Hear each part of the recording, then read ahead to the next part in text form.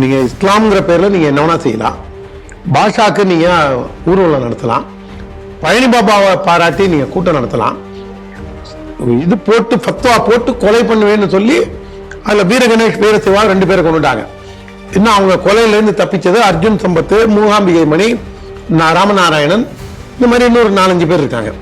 அவங்களெல்லாம் ஃபத்வா போட்டு கொல்லுவேன் அப்படின்னு சொன்னா கொலையாரனுக்கு ஊர்வலம் நடத்தலாம். ஆனா நீங்க ஒரு இந்து முன்னணி கூட்டமோ பிஜேபி கூட்டமோ நடத்தக்கூடாது.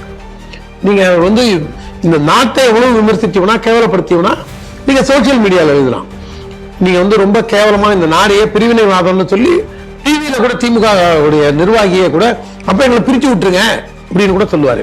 ஆனா முதல்வரோ திமுகவோ ஆளுங்கட்சியோ இது வரைக்கும் அதுக்கான பதிலே சொல்ல மாட்டாங்க. அதுல போய் அவங்கள நீங்க பாடம் சொல்லி கொடு அப்படின்னு அந்த போச்சம்பள்ளி வாத்தியார், அவர் பேர் குமார்னு பேரு, அங்க 3 பிளாக்குக்கு காவி கலர் இருக்கு. அவர் என்ன சொல்றாரு, இந்த காவி இதுக்கு எடுத்துட்டு நீங்க உங்க எம்எல்ஏ ஃபண்டுல இருந்து நீங்க இந்த கலரை மாத்துறதுக்கு பணம் அலாட் பண்ணுங்கன்னு சொல்லி ஓப்பனா பேசிட்டான்.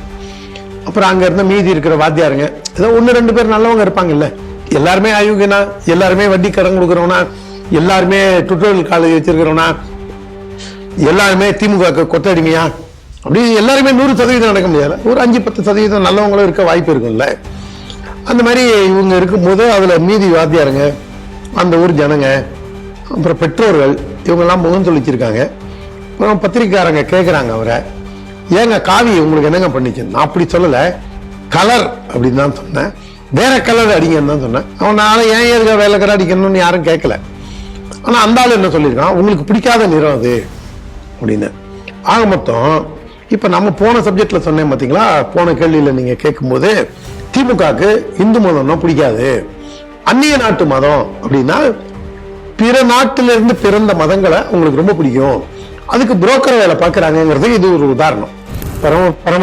பரலோகத்தில் இருக்கும் எங்கள் பரமபிதாவே, இந்துக்களை எள்ளி நகையாடிய இந்த அண்ணாதுரை என்ற அறிஞர் அண்ணா என்று அறியப்படக்கூடிய இந்த அண்ணாதுரையின் ஆன்மா நற்கதி அடைவதற்காக உங்களுடைய கர்த்தருக்கு ஸ்தோத்திரமாக உங்களுக்குள் முத்திரையாகி இந்த பரிசுத்த ஆவிக்குள்ளே அவர் பூவாராக ஆமென் அப்படின்னு நீங்க ஒரு தடவை அவருக்காக நீங்க பண்ணலாம்ல, ஏன் பண்ண மாட்டீங்க? எல்லா மதத்திற்கும் பொதுவானவர். இந்த ஆட்சி திராவிட மாடல் ஆட்சி, எல்லாரையும் ஒருங்கிணைத்து இன்க்ளூசிவ் பாலிடிக்ஸ் பண்றீங்க. அப்ப அவங்க ஏத்துக்க மாட்டாங்களா? பாயும் கிறிஸ்துவர்களும் உங்களை அடிப்பாங்களா? ஏன் இப்ப பயப்படுறீங்க? இல்ல, இந்த கோரிக்கை நீங்க வச்சுட்டீங்க, நிச்சயமாக பார்க்கக்கூடிய நேயர்கள் அவர்கள் நண்பர்களுக்கு பரவி அடுத்த வருடத்திலிருந்து இது கண்டிப்பா ஏத்துப்பாங்கன்னு கேட்கணும். ஏன்னா உங்களுக்காகவே வாழக்கூடிய கட்சி. அப்ப நீங்க ஏன் நன்றி விசுவாசம் இல்லாதவங்களா? நான் இஸ்லாமியர்களும் கிறிஸ்துவனையும் நன்றி கெட்டவர்கள் இவங்க நினைக்கிறாங்கும் போதே எனக்கு அப்படியே நெஞ்சம் பிளந்து என்னுடைய நெஞ்செல்லாம் வலிக்குது எனக்கு. நேயர்களுக்கு புரியும். ஆமா, அதனால மோஸ்ட் அன்பிரடிக்டபிள் கேரக்டரா இருக்கக்கூடிய ஸ்டாலின், அடிப்படையில் அவர் ஒரு இயல்பான மனிதர். அவருக்குள்ள 1000 ஆசாபாசங்கள் 1000 கருத்துக்கள்லாம் இருக்கலாம்.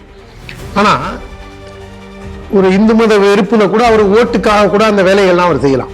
ஆனா இந்த விஷயத்துல சரியான இன்புட்ஸ், நீங்க கருணாநிதியை நீங்க எப்படி வேணா போய் ரீச் பண்ணிடலாம், ஜெயலலிதாவை கூட நீங்க எப்படி வேணா ரீச் பண்ணிடலாம். ஆனா ஸ்டாலினுக்கு அவர் நீங்க ஸ்டாலின் மட்டும் முதல்வர் அப்படின்னு யாராவது நினைச்சாங்கன்னா அவங்களோட அப்பாவின்னு தமிழ்நாட்டில் யாரும் இருக்க முடியாது.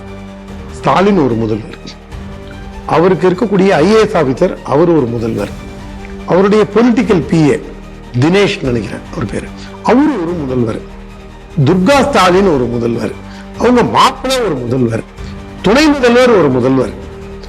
நம்ம ஒரு சிவகங்கை காரைக்குடி பகுதியைச் சேர்ந்த அண்ணன் மூத்த அரசியல்வாதி ப. சிதம்பரம், அவர் கருணாநிதி அவர் சிவகங்கை சின்ன பையன் அப்படின்னு அடைமொழியோட அழைச்சிருக்காரு.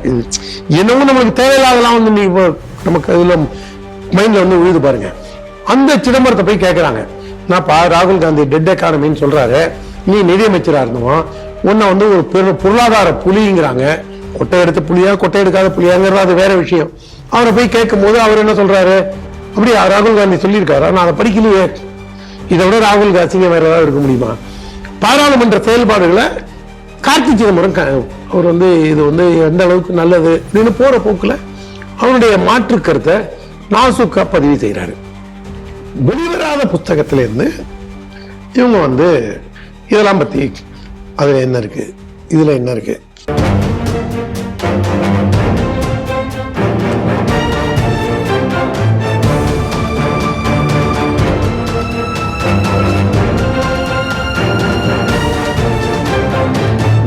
தேசபக்த ஸ்ரீ டிவி நேயர்களுக்கு வணக்கம். இன்று சிந்திக்க இருக்கக்கூடிய செய்திகள் குறித்து முதலில் பார்க்கலாம். இந்துக்கள் வசிக்கும் பகுதியில் முஸ்லிம் மயானம் அமைக்க இந்து முன்னணி எதிர்ப்பு. RSS முகாம் நடத்திய தனியார் பள்ளிக்கு நோட்டீஸ். பள்ளியின் காவி நிறத்தை திமுக MLAவிடம் நிதி ஒதுக்க கோரிக்கை. சமபந்தியில் நரிக்குறவர்களுக்கு மறுப்பு. கோயில்களை அரசியல்வாதிகள் போலீஸ் கட்டுப்படுத்துவதாக பக்தர்கள் குமுறல். கடற்படைக்கு ஜெயலலிதா வழங்கிய நிலத்தை அரசு திரும்ப பெற்றதால் சென்னை பாதுகாப்பு கேள்விக்குறி. பாராளுமன்றத்தில் அத்துமீறல். அநாகரிகமாக நடந்து கொண்ட காங்கிரஸ் எம்பிக்கள். சு வெங்கடேசன் கூட்டத்தொடரிலிருந்து நீக்கம். ஸ்ரீ டிவியின் உண்மை நின்றிட வேண்டும் என்ற உரத்த சிந்தையோடு நான் உங்கள் பாஸ்கரன். இன்றைய செய்திகள் குறித்து சிந்திக்க நம்மோடு அரங்கத்தில் இணைந்திருப்பவர் மூத்த அரசியல் விமர்சகர் திரு ஓமாம்புலியூர் ஜெயராமன் அவர்களை ஸ்ரீ டிவி நேயர்கள் சார்பாக இணைத்து வரவேற்கிறேன். வணக்கம் சார். முதல் செய்தியாக வேலூர் மாவட்டம் காட்பாடி அருகே இருக்கக்கூடிய ரங்காபுரம் அப்படிங்கிற ஊரு, அதுல மூளைக்கொல்லைங்கிற பகுதி இந்துக்கள் பெரும்பான்மையாக வாழக்கூடிய பகுதி. சுமார் 1 ஏக்கர் நிலத்தை வேலூர் கார்பரேஷன் நகராட்சி என்ன பண்ணிருக்காங்கன்னா கபர்ஸ்தான் அமைப்பதற்காக கொடுத்திருக்காங்க. இது அங்க இருக்கக்கூடிய இந்துக்களுடைய பெரிய கொந்தளிப்பை ஏற்படுத்தியிருக்கு. செய்தி எப்படி பாக்குறீங்க? இந்த அரசாங்கத்துக்கு வேற வேலையே இல்லைன்னு நினைக்கிறேன். நீங்க அடிப்படையில் நீங்களும் ஒரு டெல்டா பகுதி கிராமத்தான், அதனால நீங்க ஒரு கதையை கேள்விப்பட்டிருப்பீங்க. ஒரு தோணியில பள்ளிக்கூடம் போனான் ஒரு பையன். அதுல ஒரு குரங்காட்டி வந்தாரு, பாம்பாட்டி இருந்தாரு. அந்த பையன் ரொம்ப விஷமக்காரன். அவன் ஈர்க்குச்சி எடுத்து இந்த குரங்கோட பெட்டக்ஸ்ல குத்திட்டான். அந்த குரங்கு பாஞ்சு போய் பாம்பு புட்டி மேல விழுந்து பாம்பு வெளியில சீரினதுல அந்த தோணிய தண்ணியில மூழ்கி போச்சு அப்படின்னு இந்த கதையை கேள்விப்பட்டிருப்பீங்க. இந்த தமிழ்நாடு அரசும் ஒரு சாடிஸ்டிக்கல் பிளஷர்ல உள்ள அந்த குரங்கு அந்த பெட்டக்ஸ்ல குச்சி எடுத்து குத்தினவனுக்கும் அவனாத விளையாட்டு பையன். இவங்க ஒரு விபரீதமான வில்லங்க எண்ணம் பிடித்த ஒரு சீழ் மனம் பிடித்த ஆட்சி. இந்த ஆட்சி இது வாழும் அவுரங்கசீப்போட ஆட்சி. ஜிசியா வரி தான் நம்மளுக்கு போடல. நீ ஏன் இந்துவா இருக்க, நீ பேசாம நம்ம கோயிலுக்கெல்லாம் போவாத, நுனியை நறுக்கிக்கிட்டு போ, மசூதிக்கு போ, இல்லைன்னா நீ ஞானஸ்நானம் பெற்று சர்ச்சுக்கு போ அப்படின்னு அதை மட்டும் தான் அவங்க டைரக்டா சொல்ல. அவங்க பல்வேறு விதங்கள்ல பாருங்க, அதுல தீபத்தூண்ல விளக்கேற்றத்துல இருந்து, ஒரு தேர் ஓட்டத்துல இருந்து, ஒரு கும்பாபிஷேகத்துல இருந்து, ஒரு கோவிலோட நிலத்தை மீட்கிறதுல இருந்து பல்வேறு பிரச்சனைகளை நீங்க ஒரு இந்துவா வாழறதே உங்களுக்கு ஒரு கஷ்டங்கிற மாதிரி, ஒரு காஷ்மீர்ல எப்படி 50 வருஷம் முன்னாடி ஒரு சூழ்நிலை இருந்தோ கிட்டத்தட்ட அந்த மாதிரி ஒரு சூழ்நிலையை ஏற்படுத்த முயற்சி செய்யறாங்க. இது பாக்குறவங்க கூட என்னடா இதுல ஒரே ஒரு விஷயத்துக்கு போய் இந்த மாதிரி நீ ஏன் பேசுறான் அப்படின்னா, இதே அரங்கத்துல போன மாசம் கரூர் பக்கத்துல ஒரு ஊர்ல, அந்த கரூர் பக்கத்துல 100% இந்துக்கள் இருக்கிற ஊரு, அந்த ஊர் பஞ்சாயத்து கூடி அந்த ஊர் லோக்கல் மக்கள் அனைவரும் கூடி இந்து முன்னணியை போய் தொடர்பு கொண்டு இந்து முன்னணி போராட்ட களத்துக்கு கலெக்டரை பார்த்து, எங்க யாருமே இல்லாததுக்கு எதுக்குங்க 2 ஏக்கர் கபரஸ்தான் ஒதுக்குறீங்க அப்படின்னு சொல்லி அந்த ஊர்ல ஒரு பிரச்சனை. ஈரோடு கிட்ட இதே மாதிரி ஒரு பிரச்சனை, திண்டுக்கல் கிட்ட ஒரு பிரச்சனை. இந்த மாதிரி தொடர்ந்து இவங்க பாய அப்பீஸ் பண்ணுங்கிறதுக்காக தமிழ்நாட்டில் ஏற்கனவே ஹஜ்ஜி இல்ல 2-3 இருக்கும்போது இப்ப நங்கநல்லூர்ல ஒண்ணு ஆரம்பிக்கிறேன், கோயம்புத்தூர்ல ஒண்ணு ஆரம்பிக்க போறேன், சந்திரமண்டலத்துல ஆரம்பிக்க போறேன், சூரிய மண்டலத்துல ஆரம்பிக்க போறேன். இது அவங்களுக்கு ஒரு பாய்களை அப்படியே குஷியாவே வச்சிருக்கணும், அவங்கள ரொம்ப சந்தோஷமா வச்சிருக்கணும். பாய் கோச்சுக்கிட்டா நம்மளுக்கு ஒட்டுமொத்த ஓட்டு வராது அப்படிங்கிற ஒரு அரசியல் சூழ்ச்சியில, ஒரு கேவலமான அரசியலை இந்த திமுக அரசு செய்யுது. அந்த இவரு ஒரு பையன் இருக்காம பாருங்க, ராமநாதபுரம் MP தான் சொல்றீங்க. ஆமா, ஏன்னா அவனுக்கு எல்லாம் மரியாதையை கொடுக்க கூடாதுங்க. ஒரு சமுதாயத்துல அண்டர்ஸ்ட் கிரியேட் பண்ண பாக்குறவன்.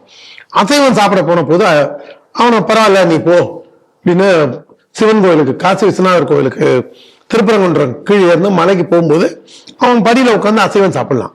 ஆனா நம்முடைய காசி விஸ்வநாதர் கோவில்ல ஸ்தல விருட்சமா இருக்கக்கூடிய கள்ளத்தி மரத்துல திரைக்குடியை ஏத்தினதை ஏன்டா ஏத்துறீங்க அப்படின்னு அண்ணன் எத்திராஜா போனா அவரை நாங்க கைது செய்வோம்.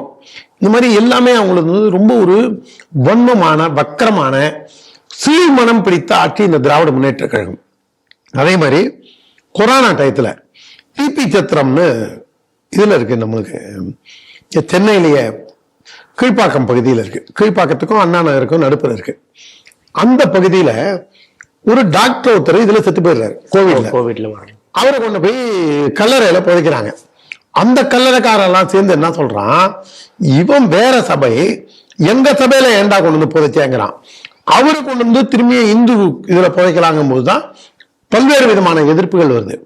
ஒட்டு மொத்தத்துல இந்த திமுக அரசு வந்து ஒரு வன்மமான, அதாவது நீங்க இஸ்லாம்ங்கிற பேர்ல நீங்க என்ன வேணா செய்யலாம், பாஷாக்கு நீங்க ஊர்வலம் நடத்தலாம், பழனி பாபாவை பாராட்டி நீங்க கூட்டம் நடத்தலாம், இது போட்டு ஃபத்வா போட்டு கொலை பண்ணுவேன்னு சொல்லி அதுல வீர கணேஷ் வீரசிவா 2 பேரை கொண்டுட்டாங்க. இன்னும் அவங்க கொலையில இருந்து தப்பிச்சது அர்ஜுன் சம்பத், மூகாம்பிகை மணி, ராமநாராயணன், இந்த மாதிரி இன்னொரு 4-5 பேர் இருக்காங்க. அவங்களெல்லாம் ஃபத்வா போட்டு கொல்லுவேன் அப்படின்னு சொன்னா கொலையாரனுக்கு ஊர்வலம் நடத்தலாம். ஆனா நீங்க வந்து ஒரு இந்து முன்னணி கூட்டமோ பிஜேபி கூட்டமோ நடத்தக்கூடாது. நீங்க வந்து இந்த நாட்டை எவ்வளவு விமர்சிச்சோம்னா கேவலப்படுத்தியோம்னா நீங்க சோசியல் மீடியால எழுதலாம். நீங்க வந்து ரொம்ப கேவலமா இந்த நாடையே பிரிவினைவாதம்னு சொல்லி டிவியில கூட திமுக உடைய நிர்வாகியை கூட அப்ப எங்களை பிரிச்சு விட்டுருங்க அப்படின்னு கூட சொல்லுவாரு. ஆனா முதல்வரோ திமுகவோ ஆளும் கட்சியோ இது வரைக்கும் அதுக்கான பதிலே சொல்ல மாட்டாங்க. இல்ல அவர் பேசினதுக்கு எங்களுக்கு சம்பந்தம் இல்லை, அவர் ஏதோ சொல்லிட்டாரு அப்படின்னு மழைப்பி கூட எதுவுமே கிடையாது. அந்த அளவுக்கு வந்து ஒரு தேச விரோத, இந்து விரோத, இந்த பண்பாடு கலாச்சாரங்களை அழிக்கக்கூடிய நாசகார சக்தியாக இந்த திமுக இருக்கின்றது. இப்போ அதுவும் தேர்தல் வரக்கூடிய காலகட்டம், தமிழ்நாட்டில் நான் சார்ந்திருக்கக்கூடிய பாரதிய ஜனதா கட்சி அரசியல் ரீதியா அதுவும் வந்து எலக்ட்ரல் விக்டரி பெறாம இருக்கலாம், ஆனா கருத்தியல் ரீதியா இங்க ஒரு மாபெரும் தாக்கத்தை ஏற்படுத்தி கருத்தியல் ரீதியாக வெற்றி பெற்றிருப்பதாக தான் பல அரசியல் நோக்கர்களும் கருதுறாங்க. ஒரே ஒரு உதாரணம் என்னன்னா, எங்க கட்சியில 90% இந்துக்கள் இருக்காங்க அப்படின்னு சொன்னவர் நம்ம தமிழக முதல்வர் தான். அந்த அளவுக்கு இங்க வந்து கருத்தியல் ரீதியாக அதை வந்து முன்னாடி எல்லாம் என்ன சொல்லுவான், தங்கி பய கத்துறான்ப்பா, அவனுக்கு தான்ப்பா இந்த கபரஸ்தானை கொடுக்காதேன்றான், அவன் தான் வந்து இங்க இது கிறிஸ்தவர்களுக்கு கொடுக்காதேன்றான். அந்த மாதிரிலாம் இல்லாம சாதாரண சராசரி மனிதர்கள், இது வந்து மாற்று மதத்திற்கு கொடுப்பதாக இருந்தாலும் சரி, அதே மாதிரி இதுல வேலூர் பக்கத்துல ஒரு ஊர்ல பாட்டாளி மக்கள் கட்சி முன்னாள் எம்எல்ஏ இளவழகன்கிறவரே பாலாத்துக்குள்ள இறங்கி போராட்டம் நடத்தி இந்த கோவிலே போயிடும் அப்படின்னாரு. கருத்தியல் ரீதியாக இது பாஜக மட்டும் இல்ல, RSS இந்து முன்னணி மட்டும் இல்ல, கருத்தியல் ரீதியாக பல்வேறு இயக்கங்களும் இப்ப இந்த பண்பாடு கலாச்சார தளத்துல இயங்க ஆரம்பிச்சது மிக்க மகிழ்ச்சியாக இருக்கு. ஆனால் இந்த திராவிட முன்னேற்ற கழகம் என்ற நச்சு பாம்பு வாக்குச்சீட்டு என்ற ஒரு தடியை எடுத்து அடித்து விரட்டப்பட வேண்டும் என்பதுதான் நம்முடைய ஆசை. அடுத்த செய்தியாக, கடலூர் மாவட்டத்தில் இருக்கக்கூடிய ஒரு பிரைவேட் ஸ்கூல் டிசம்பர் மாதம் கோடை அந்த விடுமுறையில அங்க RSS பயிற்சி முகாம் நடைபெற்றிருக்கிறது. அதற்கு தனியார் பள்ளிகளின் இயக்குனர் கல்வி இயக்குநரகத்திலிருந்து நோட்டீஸ் அமைச்சிருக்காங்க. ஏன் உங்களுடைய பள்ளி உரிமையை நாங்கள் ரத்து செய்யக்கூடாது அப்படின்னு நோட்டீஸ் அமைச்சிருக்காங்க. அதற்கு பள்ளி நிர்வாகம் மேல்முறையீடுக்கு போயிருக்கு. இப்ப நீதிமன்றம் வந்து எதுக்கு இப்படி ஒரு நோட்டீஸ் அமைச்சிருங்க, அதுக்கு பதில் அனுப்புங்கன்னு சொல்லிட்டு பள்ளி இயக்குநரகத்துக்கு அவங்க நீதிமன்றம் கேள்வி எழுப்பியிருக்கு. அது ஒரு செய்தி. கூடுதலாக இன்னொரு செய்தி அதுலயே இருக்கு. கிருஷ்ணகிரி மாவட்டத்துல போச்சம்பள்ளி அங்க இருக்கக்கூடிய ஒரு தனியார் அரசு பள்ளியில இருக்கக்கூடிய கட்டடம் வந்து காவி கலர்ல இருந்திருக்கு. அங்க ஃபங்க்ஷனுக்கு வந்த எம்எல்ஏ கிட்ட இந்த பள்ளியிலேயே பணிபுரியக்கூடிய ஒரு ஆசிரியர் சொல்லியிருக்காரு, அந்த கலர் வந்து நமக்கு பிடிக்காத கலரா இருக்கு, சோ நீங்க ஏதாவது கொஞ்சம் டொனேஷன் கொடுத்தீங்கன்னா உங்களுக்கு பிடிக்காத கலரை நம்ம மாத்திடலாம் அப்படின்னு பேசியிருக்காரு. இந்த 2 செய்தி எப்படி பாக்குறீங்க? அதாவதுங்க, இந்த திமுகவுக்கு ஒத்து ஊதுறதுக்குன்னு அரசு அதிகாரிகளும் இந்த ஸ்கூல் வாத்தியாரெல்லாம் முன்னாடி எழுத்தறிவித்தவன் இறைவன், மாதா பிதா குரு தெய்வம் அப்படின்னு ஆயப்பனுக்கு அடுத்துதான் நம்ம அந்த வாத்தியாரை தான் நம்ம இது பண்ணிட்டு இருந்தோம். ஆனா அந்த பள்ளிக்கல்வித்துறையும் சரி, இந்த பள்ளிக்கூடத்துல பசங்களுக்கு பாடம் சொல்லி தரேன்னு சொல்லி அதையும் ஒரு பொருளீட்டும் இடமா, ஒரு கமர்ஷியல் ஆஸ்பெக்டா, இப்ப புண்ணாக்கு பருத்தி கொட்டை எல்லாம் வைக்கிறாங்க, அது ஒரு வியாபாரம். அதே மாதிரி ஆசிரியர் தொழிலையும் வந்து அது புனிதம் எல்லாம் போய் இப்ப அவங்க என்ன முடிவுக்கு வந்துட்டாங்கன்னா, போறோம் 1 லட்சம் ரூபாய் சம்பளம் வாங்குறோம், கிராம ரூரல்ல இருக்கும், பட்டணத்துல இல்ல, மேஜர் டவுன்ல இல்ல, ரூரல்ல இருக்கும், 1 லட்சம் ரூபாய் சம்பளம் வாங்குறோம், நம்மளுக்கு சொந்த வீடு கிராமத்திலயோ இருக்கக்கூடிய சின்ன நகரத்திலயோ இருக்கு, மீதி பணத்தை வச்சுட்டு ஜாலியா இருப்போம், பொழுது போகாத நேரத்துல பாடம் சொல்லி கொடுக்கறத பத்தி சிந்திப்போம். அதுவும் அந்த எப்ப சிந்திக்கிறது அப்படின்னா, ஆளுங்கட்சி திமுகவுக்கு ஆதரவா இருக்கிறதா, இல்ல அந்த பழைய பென்ஷன் விவகாரத்தை பத்தி இது பண்றதா. இந்த மாதிரி வாத்தியாருங்க எல்லாமே பெரும்பாலும் ஒரு கமர்ஷியலா போறாங்க. மொத்த சொசைட்டியே அப்படி போகும்போது வாத்தியாரை மட்டும் சொல்றதுல குத்தம் கிடையாது. ஒரு நம்மளுக்கு எல்லாம் வழிகாட்டியா இருந்தவங்களும் வாத்தியார் தான். ஆனா அதுக்காக தங்க ஊசி வைர ஊசிங்கிறதுனால கண்ணு குத்திக்க முடியாது. இவங்களுடைய சிந்தனை செயல்பாடு எல்லாமே சமுதாயமே கீழ் நோக்கி போகும்போது அதனுடைய மிகப்பெரிய ஒரு பெருமைகளை எல்லாம் இழந்து அதற்கு உண்டான ஒரு கம்பீரம் அதெல்லாம் இழந்து இருக்கும்போது வாத்தியார் மட்டும் என்ன பண்ணுவாரு, அவரு வட்டிக்கு பணம் கொடுப்பாரு. பார்த்தியமா ஸ்கூலுக்கு வந்துட்டு மெயினா டுட்டோரியல் காலேஜ் நடத்துவாரு, டியூஷன் நடத்துவாரு. அப்புறம் திமுகவுக்கு போய் அரசியல் பணி செய்ய போவாரு, பட்டிமன்றம் பேச போவாரு. அவங்களுக்கு எவ்வளவோ ப்ரையாரிட்டிஸ் இருக்குல்ல. அதனால அதுக்கப்புறம் அந்த இதெல்லாம் வரும்போது கூட வீடு வீடா போய் வெரிஃபிகேஷன் போது எஸ்ஐஆர் வரும்போது திமுக ஆதரவா செயல்படணும். அவங்களுக்குன்னு எவ்வளவு பர்சனல் அஜெண்டா இருக்கு. அதுல போய் அவங்க நீங்க பாடம் சொல்லி கொடு அப்படின்னு அந்த போச்சம்பள்ளி வாத்தியார், அவர் பேர் குமார்னு பேரு, அங்க வந்து 3 பிளாக்குக்கு காவி கலர் இருக்கு. அவர் என்ன சொல்றாரு, இந்த காவி வந்து இதுக்கு எடுத்துட்டு நீங்க உங்க எம்எல்ஏ ஃபண்டுல இருந்து நீங்க இந்த கலரை மாத்துறதுக்கு பணம் அலாட் பண்ணுங்கன்னு சொல்லி ஓப்பனா பேசிட்டான். அப்புறம் அங்க இருந்த மீதி இருக்கிற வாத்தியாருங்க ஏதோ 1-2 பேர் நல்லவங்க இருப்பாங்கல்ல, எல்லாருமே அயோக்கியனா, எல்லாருமே வட்டி கடன் கொடுக்குறவனா, எல்லாருமே டுட்டோரியல் காலேஜ் வச்சிருக்கிறவனா, எல்லாருமே திமுக கொத்தடிமையா, அப்படி எல்லாருமே 100% நடக்க முடியாது. ஒரு 5-10% நல்லவங்களும் இருக்க வாய்ப்பு இருக்கும்ல. அந்த மாதிரி இவங்க இருக்கும்போது அதுல மீதி வாத்தியாருங்க, அந்த ஊர் ஜனங்க, அப்புறம் பெற்றோர்கள் இவங்கெல்லாம் முகம் சொல்லிச்சிருக்காங்க. அப்புறம் பத்திரிக்கைக்காரங்க கேட்குறாங்க அவரை, ஏங்க காவி உங்களுக்கு என்னங்க பண்ணிச்சு? நான் அப்படி சொல்லலை, கலர் அப்படின்னு தான் சொன்னேன், வேற கலர் அடிங்கன்னு தான் சொன்னேன். அவன் நாளை ஏன் ஏற்க வேலை கலர் அடிக்கணும்னு யாரும் கேட்கல. ஆனா அந்த ஆள் என்ன சொல்லியிருக்கான், உங்களுக்கு பிடிக்காத நிறம் அது அப்படின்னு.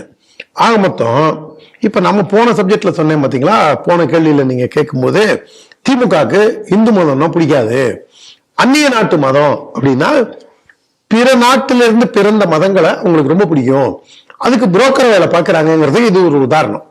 இந்த வாத்தி என்ன தெரிஞ்சு வச்சிருக்காரு போச்சம்பள்ளி வாத்தின்னு சொல்றேன்னா யாராவது கோவப்பட்டுங்க, பரவாயில்ல பட்டுங்க, நிறைய படுங்க, இன்னும் நிறைய உங்கள்ட்ட இருந்து எதிர்பார்க்கிறேன், நிறைய கோவப்படுங்க. அந்த போச்சம்பள்ளி வாத்தி என்ன பண்றாரு, காவி அப்படின்னாலே கூடாது, இருக்கக்கூடாது. சில வாத்தியாரங்கள்லாம் ரொம்ப பெருமையா நான் பெரியாரிஸ்ட், நான் ஈவேரா ஃபாலோ பண்றோம், பசங்களுக்கு சொல்லிக் கொடுக்கறதே இப்படிதான் சொல்லிக் கொடுப்பாங்க. அவங்க ஒரு நியூடிஸ்ட் கிளப்புக்கு போகணும்னு சொல்லி கொடுக்காம இருக்கணுமேங்கிற ஒரு பயம் நமக்கு இருக்கு. பசங்களை பார்த்து எல்லாரும் வந்து ஆபாசம்ங்கிறது வேற, நிர்வாணம் வந்து துறவின் உச்சம், அதனால எல்லாரும் நியூடிஸ்ட் கிளப்புக்கு போ அப்படின்னு சொல்லி இந்த பெரியாரிஸ்ட் வாத்தியாரங்கள்லாம் சொல்லுவாங்களோன்னு ஒரு அடிமனதில் ஒரு பயத்தோடய நம்ம வாழ்க்கையை கடத்த வேண்டியதா இருக்கு. இந்த ஆள் என்ன பண்ணியிருக்கான், காவி கூடாது அப்படின்னா காவி தியாகத்தை குறிக்கின்றது, தேசிய கொடியில் இருக்கு, அப்ப தேசிய கொடியே மாத்தணும்னு சொல்லுவானோ அந்த ஆளு, நமக்கு அந்த ஒரு டவுட் வருது. காவி வந்து நம்ம நாட்டின் பண்பாடு கலாச்சாரத்தின் அடையாளமா பார்க்கப்படுது. காவி வந்து தியாகத்தை குறிக்கின்றது, காவி வந்து இந்த நாட்டின் பாரம்பரியத்தை குறிக்கின்றது. எல்லாத்தையோட காவி வந்து என்ன, எதனால காவியை வந்து RSS சரி தேசிய கொடியிலையும் சரி ஏன் காவி இருக்குன்னா, நீங்க நெருப்போட ஜுவாலை இருக்கு பாருங்க, அதுவும் விறகடுப்பு மூட்டுங்க. நான் அந்த கேஸ் அடுப்புல கூட உங்களுக்கு கொஞ்சம் நீளமா இருக்கும் அந்த பிளேம். நீங்க விறகடுப்பை மூட்டினீங்கன்னா நல்ல காஞ்ச விறக நல்லா நெருப்பிடிக்க எரிஞ்சதுன்னா நீங்க கீழே இருந்து அந்த இது வந்து அப்படியே விரிஞ்சு வந்து அந்த இது மாதிரி சூளை மாதிரி கொஞ்சம் ஷார்ட்டா வந்து பாம்பு நாக்கு மாதிரி எல்லாம் வரும்போது அந்த அக்னி அந்த கலரை பாருங்க, அப்படியே அந்த கற்கல்ல நீங்க சூரிய உதயத்தை பார்க்கும்போது எப்படி அப்படியே செம்பொழிப்பா இருக்கும். அந்த மாதிரி நிறத்து தான் உங்களுக்கு அக்னி. அது வந்து பரிசுத்தத்தை குறிக்கக்கூடிய reflection of it is the identification of the purity. ஒரு மிகவும் சுத்தமானது அப்படின்னு பார்க்கும்போது நெருப்பு, ஏன்னா நெருப்பு தீமைகள் எல்லாம் உள்வாங்கிக் கொள்கின்றது, தீமைகளை அழித்து விடுகின்றது, தீமைகளை அது ஜீரணம் செய்யக்கூடிய அளவில் வலுவாக இருக்கின்றது. அதுதான் அந்த அக்னி ஜுவாலையோடைய கலர் தான் காவி, தியாகத்தை அடிப்படையாக கொண்டது. இப்படி பல்வேறு குறியீடுகள் அதுக்கு இருக்கு. இதெல்லாம் அந்த வாத்திக்கு பிடிக்கல. நல்லாரு, யோக்கியமாரு, ஒரு பொண்டாட்டியோட வாழு, நீ வந்து நல்ல அப்பனாரு, நல்ல பாடம் சொல்லி கொடுத்து சமுதாயத்தை முன்னேற்று, ஊர்ல குடி இல்லாம இருக்கணும், ஜாதி சண்டை கூடாது, நாட்டுப்பற்றோட இருக்கணும் அப்படின்லாம் சொல்லுங்க. திமுக காரன் பாஞ்சு வருவோம் அவங்க கிட்ட, ஹே சங்கி பயில அப்படிமா. அந்த மனநிலையில் இருக்கிறவர் தான் அந்த போச்சம்பள்ளி குமார் வாத்தியாரா நான் பார்க்கிறேன். இது ஒரு இது. இந்த கடலூர்ல இருந்து சரஸ்வதி ஆரம்ப பாடசாலைன்னு நினைக்கிறேன். அங்க வந்து டிசம்பர்ல அரைப்பரீட்சை லீவுல தான் 7 நாளோ 8 நாளோ நடத்தியிருக்காங்க. அங்க அதை நடத்தும் போது அது தனியார் பள்ளிக்கூடத்தில் நடத்தினதுக்கே அதிகாரிகள் போய் அவங்களுக்கு சம்மன்லாம் கொடுத்து நோட்டீஸ் சர்வ் பண்ணி உங்களுடைய பள்ளியின் அனுமதியை ஏன் ரத்து செய்யக்கூடாது, நீங்க ஆர்எஸ்எஸ் கேம்ப்ல சொல்லி தரது என்னன்னா மனதை எப்படி ஒருமுகப்படுத்துவது, உடலை எப்படி ஆரோக்கியமாக வைத்துக் கொள்வது, நல்ல பண்புகளை. இப்ப நம்ம ஒரு பண்டிகைக்கு போய் ஒரு விருந்துக்கு போறோம், இலை முழுக்க சோறு வச்சிருவான். இப்ப நாமெல்லாம் என்ன பண்றோம், நம்மளுக்கு என்ன தேவையோ அதை மட்டும் சாப்பிட்டுட்டு அந்த இலை வந்து அடுத்தவங்க வந்து குந்தி சாப்பிட்ற மாதிரி பளிச்சுன்னு இருக்கணும்னு நினைச்சு அதுல ஒரு சின்ன பருக்கையோ ஒரு கருவேப்பிலையோ கூட விடாம நம்ம நல்ல கரெக்டா தெளிவா சாப்பிட்றோம். வைங்க வைங்க, பொரியல் வைங்க, பிரிஞ்சு வைங்க, அப்பளம் வைங்க, பாயசம் ஊத்துங்க, பிரியாணி வைங்க, போத்தினா அந்த ஆட்டு இது ரத்தம் இது, போத்தி வைங்க, மீன் வறுவல் வைங்க, எல்லாத்தையும் இலை முழுக்க வச்சு அதுல பாதி கூட திங்காம நீங்க சோத்தை வேஸ்ட் பண்றதுங்கிறது ஒரு மிகப்பெரிய சமுதாய விரோதம், சமுதாய துரோகம். ஏன்னா எத்தனையோ பேருக்கு சாப்பாட்டுக்கு வழி இல்லாம, நல்ல சாப்பாடு கிடைக்காம, ஆரோக்கியமான சாப்பாடு கிடைக்காம இருக்கக்கூடிய காலகட்டத்துல அந்த அளவுக்கு நீங்க வந்து நம்ம வந்து சுத்தமா சாப்பிடணும் அப்படிங்கறத பல குடும்பத்துல சொல்லி கொடுப்பாங்க. வழி வழியா எங்க குடும்பத்திலயும் உண்டு, இது ஆர்எஸ்எஸ்லயும் இருக்கு. அதனால பல்வேறு விஷயங்கள்ல நான் எங்க வீட்டுல இருக்கிறதுக்கும் ஆர்எஸ்எஸ்க்கும் நெருக்கமா இருந்ததுனால சங்கத்துக்கு வரும். இப்ப பாரதிய ஜனதா கட்சியில மாநில அமைப்பு செயலர் கேசவ விநாயகம் அவர் சாப்பிடும்போது பக்கத்துல கொண்டு சாப்பிட்டோம்னா ஒரு சின்ன பருக்க கூட இருக்காது. அந்த அளவுக்கு ரொம்ப கிளியரா சாப்பிடுவார். 10 நாள் முன்னாடி அவரோட கமலாலயத்தில் சாப்பிட்டு இருந்தேன். அப்ப நான் இன்னொரு விஷயத்தையும் சொன்னேன் அலுவலக செயலர் சந்திரன்ஜிட்ட. HS கோவிந்தா அப்படின்னு IIT படித்தவர், தமிழ்நாடு RSS, அதாவது வட தமிழ்நாடு தென் தமிழ்நாடுன்னு பிரிக்கப்படாத காலத்துல ஒன்றுபட்ட தமிழகத்திற்கு RSS அமைப்பாளராக பிராந்த பிரச்சாரகா இருந்தவர். அவரு நல்லா சாப்பிட்டு முடிச்சுட்டு தட்டுல கொஞ்சம் தண்ணி ஊத்தி குடிச்சிருவாரு. அந்த அளவுக்கு தட்டு சுத்தமா இருக்கும். வேற ஒருத்தவங்க வேற எல்லாம் கொண்டு வர வேணாம், அந்த இலையிலேயே சாப்பிடுற அளவுக்கு அந்த அளவுக்கு இதெல்லாம் வந்து வாழ்ந்து காமிக்கிறாங்க அவங்க. இது வந்து ஒவ்வொருத்தரும் நீங்க RSSல வந்து நீ இப்படிதான் சாப்பிடணும். ஞான விளக்குன்னு ஒரு புஸ்தகம் இருக்கு, இதை பாக்குறவங்க எல்லாரும் அதை வாங்கி படிக்கணும். ராமகோபாலஞ்சி எழுதினது. விஜயபாரதத்துல அவர் வந்து எனக்கு தெரிஞ்சு பல வருஷங்கள் எழுதிட்டு இருந்தாரு. அதை வந்து ஏன் சின்ன சின்ன விஷயம்லாம் எழுதுறீங்கன்னா அவர்கிட்டயே கேட்கும் போது அவர் சொன்னது, இதுல எத்தனை விஷயம் உனக்கு தெரியும், எத்தனை விஷயம் உனக்கு தெரியாது. இப்ப நான் எழுதுற விஷயம் உனக்கு தெரியும், உங்க குடும்பத்துல பிராக்டிஸ்ல இருக்கு, சோத்தை எரியக்கூடாது, சாப்பிட்டு முடிச்ச உடனே கொஞ்சோண்டு நாய்க்கு எடுத்து வைக்கணும், வெறும் இலையை பார்த்து நாய் வந்து ஒண்ணுமே இல்லைன்னு டிஜெக்ட் ஆகும். எந்த அளவுக்கு நம்ம முன்னோர்கள் யோசிக்கிறாங்க பாருங்க. சாப்பிட்றதுக்கு முன்னாடி காக்காய்க்கு சோறு வைக்கணும், வீட்டுல இருந்து வெளில வந்தா வெளியில இருந்து வீட்டுக்குள்ள வரும்போது கை காலை கழுவணும், நம்ம சுத்தமான ஆடைகளை அணியணும், நம்ம விருந்தினர்கள் வரும்போது ஒவ்வொன்று காட்டு கூச்சல் போட்டு பேசக்கூடாது, விளக்க வைக்கிற நேரத்துல ஒப்பாரி வச்சுட்டு அழுது சண்டைப்படக்கூடாது, இது விளக்கு வைக்கும் போது நல்லா தலையை பின்னி, லேடிஸ் தலையை பின்னி இருக்கணும், சோறு பரிமாறும் போது முடி கீழே விழக்கூடாது. இந்த மாதிரி நுணுக்கமான விஷயங்களை ஞான விளக்குல ஐயா என்னுடைய குருநாதர் வீரத்துறவி ராமகோபாலன் அது பல்வேறு இதா தொடராகவே வந்தது. அது ஒரு புத்தகமாவே வாங்கி நான் எல்லாருக்கும் பரிந்துரைக்கிறது, வேண்டுகோள் வைக்கிறது என்னன்னா, அந்த புத்தகத்தை திருமணத்துக்கு நீங்க பரிசா கொடுங்க அப்படிங்கிறது தான். இது எல்லாமே RSS வந்து பண்பாட்டு தளத்துல இயங்கக்கூடியதுல தேசபக்தி, தெய்வ பக்தி, கடவுள் பக்தி, நீ என்ன கடவுளானா கும்பிடு. வேலூர் இப்ராஹிம் இருக்காரு, அப்புறம் பாபநாசத்துல ஒரு அம்மா இருக்காங்க இஸ்லாமிய அம்மா, சுவாமி மலையில ஒரு கிறிஸ்டியன் இருக்காங்க. இப்ப சமீபத்துல பேச்சு பற்றிய பயிற்சிக்கு போகும்போது திருமானூர்ல பார்த்தேன். அவங்க எல்லாருமே இந்த பண்பாடு கலாச்சாரத்தை ஆதரிக்கிறாங்க. எங்களுடைய வழிபாட்டு முறை மட்டும்தாங்க வேற. நம்ம அக்கா ஃபாத்திமா அலி இருக்காங்க, நம்ம மணலியில ஒரு பாய் இருக்காரு, வடசென்னையில ஒரு பாய் 20 வருஷமா மாநில சிறுபான்மை அணி தலைவரா இருந்தாரு. அவங்க எல்லாருமே வழிபாட்டு முறை மட்டும்தாங்க எனக்கு வேற, இந்த பண்பாடு கலாச்சாரம் இதை நான் ஏத்துக்கிறதாங்க செய்யறேன் அப்படிங்கிற அளவுல சொல்றாங்க. இதை சொன்னா திமுக காரங்களுக்கு பிடிக்கல. நீ எப்படி இதை சொல்லலாம், ஒழுங்கா வாழ்ன்னு எப்படி சொல்லலாம், நீ குடி, கூத்தியா வச்சுக்க, 3 சீட்டு விளையாடு, ரம்மி விளையாடு, ஊர்ல மாமூல் வாங்கு, நீ வந்து ரவுடித்தனம் பண்ணு, வேலிமுட்டின்னா உங்களுக்கும் தெரிஞ்சிருக்கும்னு நினைக்கிறேன். அது வந்து டெல்டா பகுதியில இருக்கக்கூடிய ஒரு மதுபானம். அதை வந்து காய்ச்சி குடிச்சிட்டு அவன் வந்து வீட்டுக்கு ஒழுங்கா வர முடியாது, அப்படியே அவனை சர்ன்னு எடுத்து கொண்டு போய் வேலியில தள்ளும்.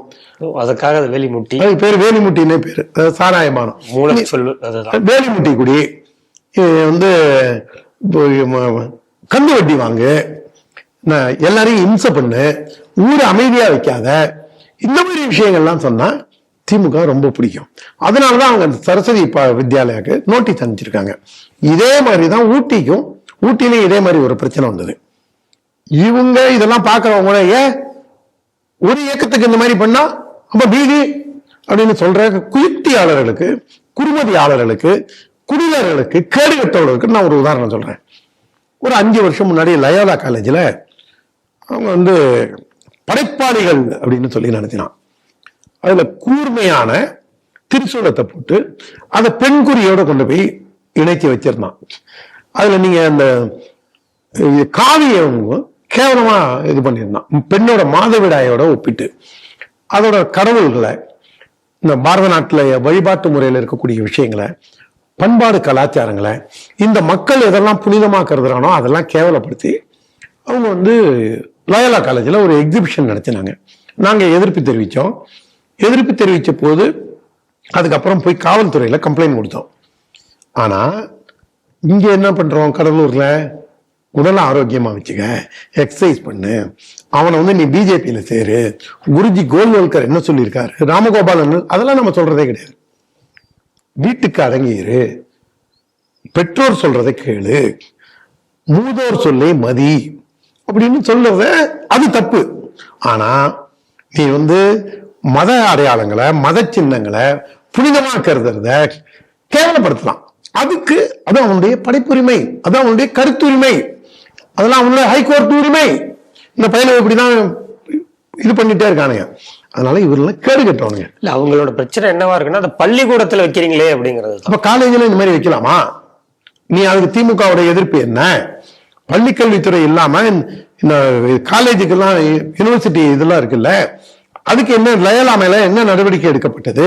அவர்களுக்கு நோட்டீஸ் வழங்கப்பட்டதா? அவர்கள் மீது என்ன நடவடிக்கை எடுத்தீர்கள்? அதுக்கு இடம் கொடுத்த நீங்க. நான் 2-3 இதை வைக்கிறேன், கதீஜா, கன்னிமேரி, இவரு நபிகள் நாயகம், இயேசு கிறிஸ்து, இதெல்லாம் பத்தி விமர்சிச்சு நான் வைக்கலாமா? ஒத்துப்பீங்களா நீங்க? ஆனா என்ன RSS ராமகோபாலாம் என்ன அப்படி வளர்க்கல. மாற்று மதத்தை மனம் புண்படக்கூடாதுன்னு சொல்லிதான் எனக்கு அவங்க சொல்லி கொடுத்து வளர்த்திருக்காங்க. என்னுடைய பண்பாடு கலாச்சாரமும் மாற்று மதத்தை அட்டாக் பண்றது கிடையாது. ஆனா நீ செய்கிறிய, பொழுதேனிக்கும் காப்பீருங்கிறிய, பொழுதேனிக்கும் பாவிகள் வாருங்களேங்கிறீங்களே. அப்ப நான் ஏத்திக்கு நான் வந்து எச்சக்கலைக்கு எதிர்கலைன்னு பண்ணா நீங்க என்ன பண்ணுவீங்க? அப்ப இது ஒண்ணு. இதே விஷயம் 25 வருஷம் முன்னாடி பாண்டிச்சேரியில கிட்டத்தட்ட 2004 ஏற்கனவே CTVல பதிவு செஞ்சிருக்கேன், மீண்டும் ஒருவதை நம்ம நேயர்கள் புரிஞ்சுக்கிட்டோம். அங்க வந்து சம்ஸ்கிருத பாரதி, சேவா பாரதி, சம்ஸ்கார் பாரதிங்கிற மாதிரி சங்கத்துல வந்து சமஸ்கிருதம் யாரெல்லாம் கத்துக்கணும்னு நினைக்கிறீங்களோ கத்துக்குங்கன்னு அங்க ஒரு கல்லூரியில, பிரைவேட் காலேஜ்ல நடத்தினாங்க. அப்ப விஸ்வநாதன் சொல்லி கம்யூனிஸ்ட்ல அங்க ஒரு ரவுடி பையன் இருந்தான், பாண்டிச்சேரி மாநில செயலாளர். அந்த ஆள் என்ன பண்ணா, ஆட்கள் எல்லாம் தீக்காக்காரன் எல்லாரையும் திரட்டிட்டு போய், அடிப்படைவாத தொழுகை எல்லாம் திரட்டிட்டு போய் அந்த சமஸ்கிருத பாரதி வகுப்பு நடந்த போது அவங்க மேல தாக்குதல் நடத்தினாங்க. இந்த கல்லூரியில நீங்க எப்படி நடத்தலாம்? கிட்டத்தட்ட அதே பேட்டர்ன் தான் இந்த சரஸ்வதி ஸ்கூல் கடலூருக்கு. அதுக்கப்புறம் நான் வந்து நல்லக்கண்ணு வந்து காமராஜர் அரங்கத்துல என் நண்பர் ஒருத்தரோட ஒரு புத்தக வெளியீட்டு விழால, தினகரன் 25வது ஆண்டு ஏதோ ஒரு புத்தக வெளியீட்டு விழாலே அதுவே பார்த்தேன். நல்லக்கண்ணு வெளில நின்று இருந்தாரு. இப்ப திருத்துறைப்பூண்டி MLA பழனிசாமின்னு நெத்தியில அவருக்கு ஒரு மச்சம் இருக்கும், குங்குமம் போட்டு வச்ச மாதிரி, அவரும் பக்கத்துல இருந்தாரு. ஒரு 20 கம்யூனிஸ்ட்காரங்க இருந்தாங்க. அவர்கிட்ட போய் நான் கேட்டேன், நல்லக்கண்ணு ஐயா, நான் இந்த மாதிரி ஓமாம்புலியூர் ஜெயராமன் என் பேர் ஐயா, ரொம்ப சந்தோஷம் ஐயா, வன்முறையை பத்தி உங்க கருத்து என்னையா? வன்முறை கூடாது, நான் இப்ப மேலாம் தான் ஏன் பேசுனீங்க, அதனால இருந்தாலும் டவுட்டை கேட்டுக்கிறேன் அப்படின்னா, வன்முறை அதை எப்படி ஏத்துக்க முடியும்? எந்த ரூபத்துல வந்தாலும் தப்பு தான் இல்லையான்னு. ஆமாம் தப்பு தான், ஆனா ஏன் கேட்கறீங்க அப்படின்னாரு. இல்லையா, மீண்டும் ஒரு தடவை உங்கள்கிட்ட உறுதிப்படுத்திக்கிறேன், வன்முறை தவறுதான் இல்லையா? ஆமாம் தவறுதான் அப்படின்னாரு. அதுக்கப்புறம் சொன்னேன், சமஸ்கிருதம் படிக்கிறதுங்கிறது அவனுடைய சாய்ஸ், இல்ல அது போய் திணிக்க கூடாது இல்லைங்களா? யாரையும் வீட்டுக்குள்ள போய் பிடிச்சி அடிச்சு இழுத்துட்டு வந்து நீ சமஸ்கிருதம் படிச்சுட்டு தான் ஆகணும்னு யாரும் சொல்ல. அங்க பார்ப்பனர் அல்லாதவங்களும் நிறைய பேர் படிக்கிறாங்க, வாண்டடா போய் படிக்கிறாங்க. அவங்க அந்த இடத்த ப்ராப்பரா வாங்கிதான் அந்த இடத்துல பர்மிஷன் வாங்கிதான் நடத்துறாங்க.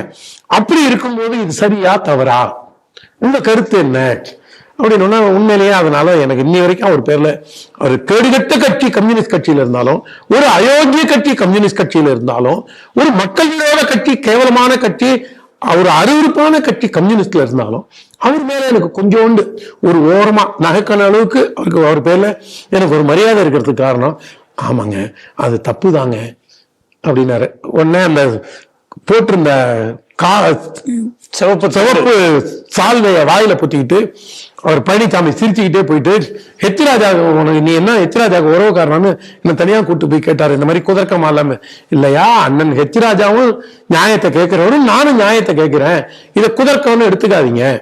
எதுக்கு சொல்ல வரேன்னா, எல்லா ஊர்லயுமே இவங்க எங்கெங்கெல்லாம் இந்த திமுக இஸ்லாமிய அடிப்படைவாத இயக்கங்கள் இந்த கபோதி கம்யூனிஸ்டுகள்லாம் இருக்காங்களோ அவங்களுக்கு நேர்மை, உழைப்பு, இந்த பாவ புண்ணியங்கள், வாழ்க்கையில ஒரு எத்திக்கலா வாழறது இதெல்லாம் உங்களுக்கு பிடிக்காது. ஓசியில உடம்பு வளர்க்கிற பயலுக இப்படிதான் எதிர்ப்பு தெரிவிப்பானுங்க. இந்த பயலுக்கும் தக்க பாடம் காலப்போக்கில் காலமே அவர்களுக்கு வழங்கும். அடுத்த செய்தியாக, தமிழகத்தின் முன்னாள் முதல்வர் அண்ணாதுரை நினைவு நாளை முன்னிட்டு திருநெல்வேலி கோவில்ல சாப்பாடு போட்டிருக்காங்க. சமபந்தி நடைபெற்று இருக்கிறது. சபாநாயகர் அப்பாவுலாம் கலந்துட்டு இருக்காரு. இந்து அறநிலைத்துறை ஊழியர்கள்லாம் அதுல கலந்துட்டு இருந்தாங்க. எல்லாருக்கும் சாப்பாடு போட்டிருக்காங்க. ஆனா பாருங்க, அங்க வெளியில நரிக்குலவ இனத்தை சேர்ந்த அந்த சிறு குழந்தைகள் இருந்திருக்காங்க. கோவில் ஊழியர்கள் அவங்கள விழுற விடமாட்டேன்னு சொல்லியிருக்காங்க. அந்த காணொலிகள் பெரிய வைரல் ஆயிட்டு இருக்கு. சமூக நீதி சமநீதி குறித்து பேசக்கூடிய திமுக அப்படி பண்ணிருச்சே அப்படின்னு பெரிய கவலைகள் எல்லாம் பொதுமக்கள் தெரிவிச்சிட்டு இருக்காங்க. நீங்க இந்த செய்தி எப்படி சார் பாக்குறீங்க? சீனி சக்கர சித்தப்பா ஸ்லேட்ல எழுதி நக்கப்பா அப்படிங்கிற பழமொழிக்கேற்ப வாழக்கூடிய ஒரே கட்சி இந்த உலகத்திலேயே, இந்த அந்த சராசரத்திலேயே 7 லோகத்துல ஒரு கட்சி உண்டுன்னா, ஒரு பிராடுக்கார பைய கட்சி உண்டுன்னா திமுக தான். ஏன்னா அவங்க சொல்லுக்கும் செயலுக்கும் சம்பந்தமே இருக்காது. நாங்கள் அனைத்து மதத்தையும் சமமாக நடத்துபவர்கள் அப்படின்னு சொல்லிட்டு ரம்ஜான் கஞ்சி குடிப்பாரு, கிறிஸ்துமஸ் விழாவில் கலந்துப்பாரு, அங்க போய் நின்றுட்டு இந்து மதத்தை சகட்டு மேனிக்கு ஏசுவாரு, இந்து தர்மத்தை பத்தி கேவலமா பேசுவாரு. திருநீர் கொடுத்தா, அதுவும் பசுமன் முத்துராமலிங்க தேவருடைய சமாதிக்கு போய் அங்க திருநீர் கொடுத்தாலும் அந்த திருநீரை விட்டறிவாரு, குங்குமம் வச்சா அழிப்பாரு. அப்பேற்பட்ட சகிப்புத்தன்மை நிறைந்தவர் தான் தமிழக முதல்வர். அந்த முதல்வர் இந்து மதத்தை பத்தி அவரு பையனே என்ன சொல்றாரு, டெங்கு மாதிரி மலேரியா கால்ற மாதிரி இத அழிப்போம் ஒழிப்போம் சொல்ல, இத அழிப்போம் இந்து மதத்தை அழிப்போம் சொல்லி பேசுறாரு. அவ்வளவு ஒரு வன்மமான கட்சி. ஆனா மேடையில் என்ன சொல்லுவாங்க, நாங்க அனைத்து மதத்தையும் சமமாக நினைப்பவர்கள், சமூக நீதிக்கான கட்சி, எல்லா மக்களுக்கும் பிறப்புக்கும் எல்லா உயிருக்கும். நீங்க என்னன்னு பாருங்க, பிறப்புக்கும் எல்லா உயிருக்கும் அப்படின்னு கருணாநிதி எழுதின மாதிரி அது அந்த திருக்குறளையே திருவள்ளுவர் எழுதல. தட்சிணாமூர்த்தி என்ற பெயரில் வளர்ந்து பின்னர் கருணாநிதியாக மாறி தன்னைத்தானே கலைஞர் என்று அழைத்துக் கொண்ட இந்த தத்தியோட அப்பா அவர் கையெழுத்துல அப்படியே இருக்கும். தொண்டர்களால் முத்தமிழ் தலைவர், முத்தமிழ் வித்தவர். எந்த தொண்டனும் சொல்ல, இந்த பயனே சொல்லிட்டானுங்க. நீங்க கூட இனிமே எல்லாரும் என்ன எழுச்சி நாயகன்னு சொல்லணும். இனிமே எழுச்சி நாயகன்னு என்ன ஒரு அடைமொழியோட சொல்லுங்க. ஏற்கனவே ஒரு திருத்துறைப்பூண்டி பழனிசாமி சொன்னார், இனிமே எல்லாரும் இளைய தர்ம போராளின்னு சொல்லி ஏன் சொல்லக்கூடாது? நானும் அவர் மாதிரி தானே பேசி செயல்படுறேன். நேயர்களுக்கு அந்த கோரிக்கையாவே வச்சுறோம். நம்ம அடுத்து சொல்றேன்னா, நீங்க அவரை முத்தமிழ் வித்தவர் அப்படின்னு நீங்க சொன்னீங்கன்னா, அவர் கலைஞர் அப்படின்னு சொன்னீங்கன்னா, நான் எந்த விதத்துல இதுக்கு தகுதி இல்லாதவன் நானு? நீங்க அவரையே அப்படி சொல்லும் போது நான் ஏன் இருக்கக்கூடாது? அதனால இதை மனதில் வச்சுட்டு எல்லாரும் செயல்படுங்க. அவர் அவரும் அவங்க சம்சாரத்தை கோவில் கோவிலா அனுப்புவாரு. அதுக்கப்புறம் இது ஏற்றத்தாழ்வு உள்ள சமுதாயம் அப்படிம்பாரு. அவர் மெஜாரிட்டிசத்தை பத்தி பேசுவாரு. அவர் வேட்பாளர் நிறுத்தும் போதே பாருங்க, கும்போணத்துக்கு இந்தாண்ட செங்கல்பட்டுல இருந்து கும்போணத்துக்கு இந்தாண்ட வரைக்கும் வடக்க வரைக்கும் பராட்சி வேட்பாளர் நிறுத்துவாரு. கும்பகோணத்துக்கு தெற்க போயிட்டீங்கன்னா கல்லறையோ தேவரையோ வேட்பாளர். அந்த அளவுக்கு அவர் வந்து ஏற்றத்தாழ்வு இல்லாத சமுதாயத்தை கட்டமைக்கக்கூடியவர். அவங்க ஜாதிக்காரரை வந்து எங்கேயுமே நிறுத்த மாட்டார். ஏன்னா மொத்தமே தமிழ்நாட்டில் 10-15,000 பேர் தான் இருக்காங்க. ரொம்ப மோஸ்ட் மைக்ரோ மைனாரிட்டி. நம்ம அவங்கள ஜாதி வித்தியாசத்துக்காக நம்ம பேசல, இன்ஃபேக்ட் கொண்டாடுறோம். இசையால அவங்க இறைவனை ஆராதிக்கிறாங்க. மனிதர்கள் மனத்தை லகுவாக்கக்கூடிய, மனிதர்களுக்கு உள்ள கவலைகளை போக்கக்கூடிய அப்படி ஒரு இசை மழை பொழியக்கூடிய ஒரு மாபெரும் சமுதாயம். இவங்கெல்லாம் அந்த மாதிரி ஏதோ அதுல 2-3 புள்ளிகள் கேடு கட்டவங்க இருக்காங்கனால ஒட்டுமொத்தமா அவங்கள பேசக்கூடாது. ஆனா இவங்க பாருங்க, நாங்க வந்து ஏற்றத்தாழ்வு இல்லாத சமநீதி சமூக நீதியை பாதுகாக்கும் அப்படிமாங்க இந்த மதம். அதுக்கப்புறம் இந்து மதம் ஒரு கேடுகட்ட மதம் அப்படிமாங்க. எங்க இந்த சமூக நீதி நீ ஆரிய கைக்கூலியா, நீ கைபர் போலன் கணவாய் வழியா வந்தவனா, நீ பார்ப்பன அடிமையா, சூத்திர சங்கியா, புது புது வார்த்தையெல்லாம் அவனை கண்டுபிடிப்பானுங்க. அப்படி ஒரு சீழ்மனம் படைத்த வக்கர புத்தி கொண்ட இந்த திமுக ஆளும்போது இதெல்லாம் இருக்கும். ஏன் இருக்கும் அப்படின்னு போற போக்குல நான் சொல்ல, நீங்களே பார்த்திருப்பீங்க. சேலத்துல ஒரு கோவில், ஒருத்தர் வந்து திமுக இருக்கக்கூடிய ஒரு இடைச்சாதிக்காரர், நம்ம ஜாதியை பத்தி நாம பேசுறதில்ல, என்னுடைய பிரயாணிக்கக்கூடிய RSS இந்து முன்னணி பிஜேபியில 90% பேரோட ஜாதி என்னன்னு எனக்கு தெரியாது. பைபிள் சண்முகம்னு என் நண்பன் இறந்த அன்னைக்குதான் அவன் வன்னியருங்கிறது எனக்கு தெரியும். அது வரைக்கும் அவன் ஜாதியே எங்களுக்கு தெரியாது. மதுரை ராஜகோபாலன்னா எல்லாரும் ஐயருன்னு நினைச்சிட்டு இருந்தாங்க. அவரு இறந்த அன்னைக்குதான் எங்க சம்பிரதாய பழக்கம் பிரகாரம் 6 மணிக்குள்ள பாடி எடுத்து செத்து போன அன்னைக்கு காலையில 7 மணிக்கு வெட்டுறாங்க அவரை கற்கல்ல, சாயங்காலம் 5 மணி 5:30. இல்லைங்க அத்வானி நாளைக்கு வராருங்க, யாருன்னா வரட்டும், எங்க ஜாதி சம்பிரதாய பிரகாரம் அவர் 6 மணிக்குள்ள அவருடைய இறுதி காரியங்களை முடிக்கணும். அப்பதான் அவர் வந்து செட்டியாரோ வேற ஏதோ ஒரு கம்யூனிட்டிங்கிறது தெரியும். எல்லாரும் அவர் வந்து பாப்பார பையன் என்ன ஊரே திட்டிட்டு இருந்தது, பழைய பாபால இருந்து எல்லாரும், வீரமணில இருந்து எல்லாரும். அந்த அளவுக்கு ஜாதியற்ற சமுதாயத்தை ஜாதியே பார்க்காம மனிதனா பார்க்கக்கூடியத நம்ம சங் பரிவார்ல பாக்குறோம். ஆனா அங்க நீங்க பாத்தீங்கன்னா இவன் என்ன ஜாதி, இந்தூர்ல இந்த ஜாதி ஜாஸ்தி இல்லையா, இவன் இந்த ஜாதியா இருப்பானோ, இவனுக்கு இந்த புத்தி தாங்க, ஏன்னா இவன் இந்த ஜாதி அப்படின்னா நீங்க அன்டச்சபிளையும் அங்க கை கொள்றதும் அங்கதான். நீங்க ஒரு திமுக தலைமை அலுவலகத்துக்கு ஒருத்தர் வந்துட்டு என்ன பூச்சி முருகன் ஆபீஸுக்குள்ளே உள்ளீங்க, நான் வந்து பட்டியலின சமுதாயங்கிறதுனால என்ன கேவலப்படுத்தினாரு அப்படிங்கிறத பார்த்திருப்பீங்க. அதே மாதிரி பல ஊர்கள்ல பஞ்சாயத்து போர்டு தலைவரா எஸ்சி இருப்பாங்க, துணைத் தலைவரா வேற கம்யூனிட்டியில் இருப்பாங்க. அந்த தலைவருக்கு எந்த மரியாதை ஆய்கோட்டும் கொடுக்க மாட்டாங்க.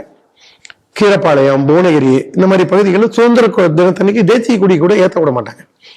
அவங்க துணைத் தலைவர், ஊராட்சி மன்ற துணைத் தலைவர் சேர்ல கொண்டிருப்பாரு, ஊராட்சி மன்ற தலைவராக இருக்கக்கூடிய பட்டியலினத்தை சேர்ந்தவங்க தரையில கொண்டிருப்பாங்க. அந்த அளவுக்கு சமூக நீதியை கடைபிடிக்கக்கூடிய திமுக சேலத்தில் இருக்கக்கூடிய அந்த ஒன்றிய செயலாளர்,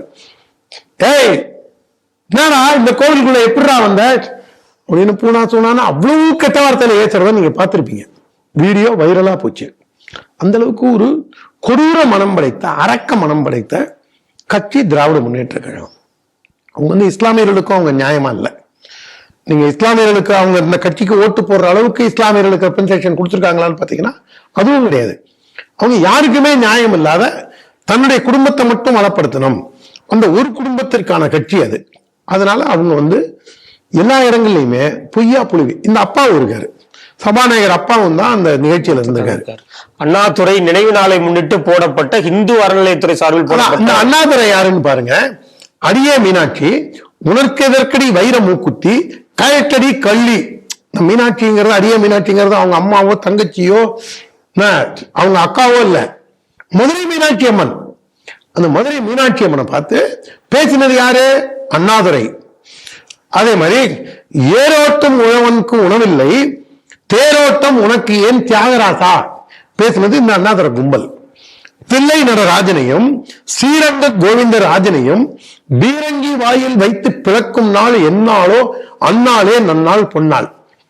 இவங்களுக்கு தெம்பு இருந்தா, திராணி இருந்தா அல்லாவையும் இயேசுவையும் இந்த மாதிரி நாங்க சொன்ன மாதிரி செய்யணும்.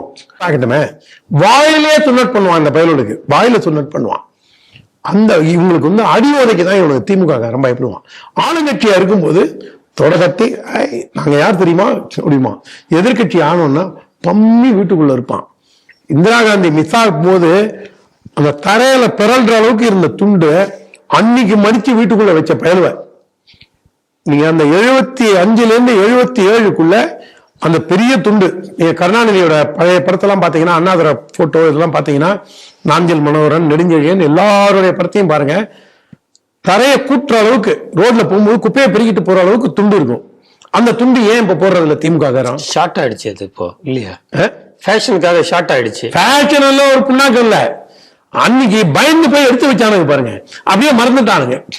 அவ்வளவு தைரியசாலிங்க இந்த பயலுவ. இவங்க அதே அப்பாவை என்ன சொல்றாரு, அந்த அண்ணாதுரை அண்ணாதுரை யாரு, சாமியே இல்லைன்னு.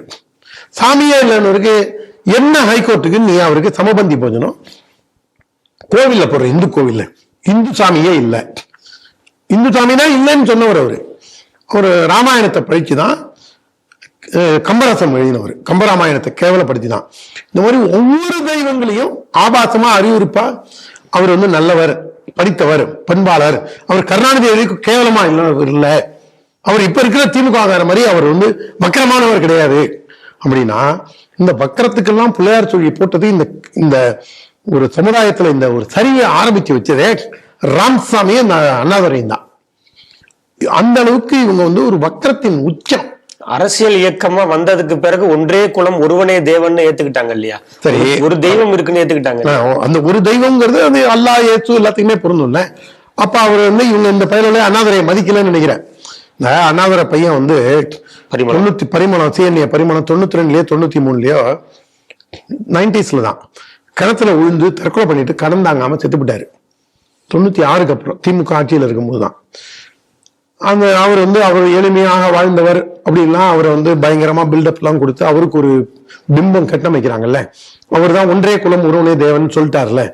அப்ப என்ன பண்ணலாம், சர்ச்சிலையும் மசூதியில அவருக்காக துவா சொல்லி, அவங்க ஓரிரை கொள்கையில இருக்கிறவங்க தனி மனித துதிபாறு கூடாதுமாங்க. ஆனா முகமது நபியை மட்டும் எங்கள் உயிரினும் மேலான நபி, நாம மட்டும் என்ன வேறவா சொன்னோம், அவரை உங்களுக்கு உயிரினும் மேலான நபி இருந்துட்டு போட்டோம், நம்ம ஒண்ணும் தப்பா சொல்லி அதை நீங்க அட்லீஸ்ட் அண்ணாதுரைக்காக நீங்க ஒட்டுமொத்த ஓட்டு திமுக போடணும்னு நினைக்கிறீங்க.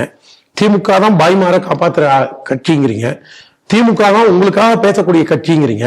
உங்களுக்கு நல்லது கெட்டது செய்யற மோடி பிஜேபி எல்லாம் கெட்டவன், தீயவன், ஃப்ராடு, நம்மளை அழிக்க வந்தா அசுரன் அப்படின்னு நினைக்கிற நீங்க, உங்களை உயிரிக்க வந்த அந்த கட்சிக்கு அந்த கட்சியை ஆரம்பிச்ச அண்ணாதுரைக்காக நீங்க அவருக்காக ஒரு நாள் ஒரே ஒரு வேளை நீங்க துவா சொல்றதுல என்ன ஆயிட போகுது உங்களுக்கு? அவருடைய ஆன்மாவை இறைவன்கிட்ட போய் நாம என்ன அவருக்கு சோனத்துல 72 கன்னிகை கிடைக்கணும்னா சொல்ல போறோம். இப்ப அவர் இருந்தாருன்னா 120 வயசு இருக்கும்னு நினைக்கிறேன். அவருக்கு 120 வயசுல அவருக்கு 2 கன்னிகை கிடைத்தாலுமே கிடைக்கல என்ன? அப்படி இருக்கும்போது நம்ம 72 கன்னிகைக்காக அவருக்காக நம்ம பேச போறோம்? இல்ல கிறிஸ்துவர்களாவது குறைந்தது பரலோகத்தில் இருக்கும் எங்கள் பரமபிதாவே, இந்துக்களை எள்ளி நகையாடிய இந்த அண்ணாதுரை என்ற அறிஞர் அண்ணா என்று அறியப்படக்கூடிய இந்த அண்ணாதுரையின் ஆன்மா நற்கதி அடைவதற்காக உங்களுடைய கர்த்தருக்கு ஸ்தோத்திரமாக உங்களுக்குள் முத்திரையாகி இந்த பரிசுத்த ஆவிக்குள்ளே அவர் புகுவாராக, ஆமென் அப்படின்னு நீங்க ஒரு தடவை அவருக்காக நீங்க பண்ணலாம்ல, ஏன் பண்ண மாட்டீங்க? எல்லா மதத்திற்கும் பொதுவானவர். இந்த ஆட்சி திராவிட மாடல் ஆட்சி, எல்லாரையும் ஒருங்கிணைத்து இன்க்ளூசிவ் பாலிடிக்ஸ் பண்றீங்க. அப்ப அவங்க ஏத்துக்க மாட்டாங்களா? பாயும் கிறிஸ்துவர்களும் உங்களை அடிப்பாங்களா? ஏன் இப்ப பயப்படுறீங்க? இல்ல, இந்த கோரிக்கை நீங்க வச்சுட்டீங்க, நிச்சயமாக பார்க்கக்கூடிய நேயர்கள் அவர்கள் நண்பர்களுக்கு பரவி அடுத்த வருடத்திலிருந்து இது கண்டிப்பா ஏத்துப்பாங்கன்னு கேட்கணும். ஏன்னா உங்களுக்காகவே வாழக்கூடிய கட்சி. அப்ப நீங்க ஏன் நன்றி விசுவாசம் இல்லாதவங்களா? நான் இஸ்லாமியர்களும் கிறிஸ்தவர்களையும் நன்றி கெட்டவர்கள் இவங்க நினைக்கிறாங்கும் போதே எனக்கு அப்படியே நெஞ்சம் பிளந்து என்னுடைய நெஞ்செல்லாம் வலிக்குது எனக்கு. நேயர்களுக்கு புரியும். ஆமா, அதனால திமுக மேல உள்ள நீங்க உங்க பார்வையை மாத்திக்கணும் அப்படின்னு தான் நம்முடைய வேண்டுகோளாகவும் வைக்கிறோம். அங்க இன்னும் வரக்கூடிய காலத்துல நம்ம தொடர்ந்து சொல்றோம், அண்ணாதுரையோடைய சாவுக்கு தவசம் பண்றதுக்கு ஆலயம் என்ன சத்திரமா அப்படின்னு கேட்கிறோம். சத்திரத்தையே அழித்து ஒழிச்சுட்டீங்க. தமிழ்நாட்டிலேயே சத்திரம் டிபார்ட்மெண்ட் இருக்கக்கூடிய ஒரு பகுதி நம்ம டெல்டா பகுதி தான். அரசாங்கத்துல சத்திரம் டிபார்ட்மெண்ட் ஒரு தாசில்தார் அதுக்குன்னே இருக்காரு. நாங்க அவ்வளவு சத்திரங்கள் நீங்க பாத்தீங்கன்னா சிதம்பரத்துல ஆரம்பிச்சு கோடியக்கரை வரைக்கும் ஊருக்கு ஊர் சத்திரங்கள், அந்த சத்திரங்கள் எல்லாமே ஒழிக்க படுவாவி பயலுக்கு தான் இவனுங்க. மக்கள் போய் தங்கறதுக்கு, அவன் சாமி கும்பிடுறதுக்கு, அவன் ஜாதிக்காரனோ அவன் ஊர்க்காரனோ கட்டி வச்சதை கூட சுவாகா பண்ண பகாசுரர்கள். இவங்க வந்து அசுரகுலத்தை சார்ந்தவர்கள். ஏன்னா இவங்களே சொல்லியிருக்காங்க, நான் சொல்ல. கோவிந்தாச்சாரியா தமிழ்நாடு பொறுப்பாளராக இருக்கும்போது நாங்கள்லாம் ராவண பாரம்பரியத்தை சேர்ந்தவர் அப்படின்னு கருணாநிதி சொன்னதுக்கு தான் கோவிந்தாச்சாரியா சொன்னார், பதில் சொன்னார், நீங்க சொல்றது ராவண பாரம்பரியம் இல்லைங்க, ராட்சச பாரம்பரியம் அப்படின்னு. இந்த மாதிரி ஒரு ராட்சசர்களா தான் நான் இவங்களை பாக்குறேன். இவங்க வந்து அண்ணாதுரையோட இதுக்கு இவங்க அறிவாலயத்துல இவங்க சோறு போடலாம், இல்ல இதுல பெரியார் திடல்ல சோறு போடலாம். இல்ல அங்க போட்டு தான் இந்த குழந்தைகள் அனுபவிச்சிருப்பாங்கன்னு நீங்க சொல்றீங்க? இல்ல எங்கேயுமே போட மாட்டாங்க. நீங்க நல்லா கவனிச்சு பாருங்க. திமுக ட்ரஸ்ட்ல ராசாவை போனா போதுன்னு ஒரு துணை பொதுச் செயலராக வச்சிருக்காங்க. அவர் பொது தொகுதி கொடுக்கல. அந்த ஆள் என்ன சொல்றான், பெரம்பலூர் எங்க அப்பா வந்து நீலகிரி மேல ரொம்ப காதலா இருந்தாரு அப்படின்னு. அண்ணா எவ்வளவு புழுறான். அந்த இது வந்து நிஜமா சொல்றீங்க, இதெல்லாம் நம்புவாங்களா அப்படின்னு கேட்டா அவரை அசிங்கப்படுத்திடுச்சு. ரொம்ப அசிங்கமா போச்சுப்பா அப்படிங்கிற கதையா அவரும் அசிங்கப்பட்டாரு. இந்த மாதிரி ராசாவை பொது தொகுதியில விடமாட்டாங்க. தரதல பிரசன்னா அவனை ஒரு வார்டு கவுன்சிலர் கூட விடமாட்டாங்க. நீங்க அந்த கட்சியிலேயே ஏற்கனவே ஒரு துணை பொதுச் செயலராக இருந்தார் ஒருத்தர், அந்தியூர் செல்வராஜன் ஒருத்தர். அவர் கூட எல்லாரும் மேடையில் உட்காந்துருக்கும் போது தனியா கீழே நாற்காலி இல்லாம கீழே உட்கார்ந்துருந்தாரு.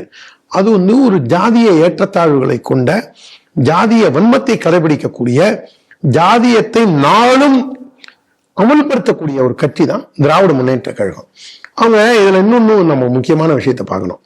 இந்த டோப்பா அப்பா போட்டோஷூட் முதல்வர் இருக்கு, அவர் முன்னாடி எல்லாம் பாத்தீங்கன்னா செங்கல்பட்டு நரிக்குறவர்கள் செட்டில்மெண்ட்ல அவங்களுக்கு வீடு கட்டி கொடுத்துருக்காங்க அப்படின்னு சொல்லி, அதுவும் என்ன படம், அந்த ஸ்டூல் சூர்யா அவன் அந்த என்ன படம், ஜெய்பீம் படம் வந்த போது இவங்க ஒரு பிள்ளைய பிடிச்சிட்டு வந்து போட்டோ ஷூட்லாம் நடத்தி, ஐயா எங்களோட சோறு சாப்பிட்டாங்க, ஐயா எங்களுக்கு வீடு கட்டி கொடுத்துருக்காங்க அப்படின்னு செங்கல்பட்டு ஆவடி எல்லா இடத்துலயும் அந்த பொம்பளை வந்து போட்டோ ஷூட்டுக்கு அந்த அம்மா வந்து இதாச்சு.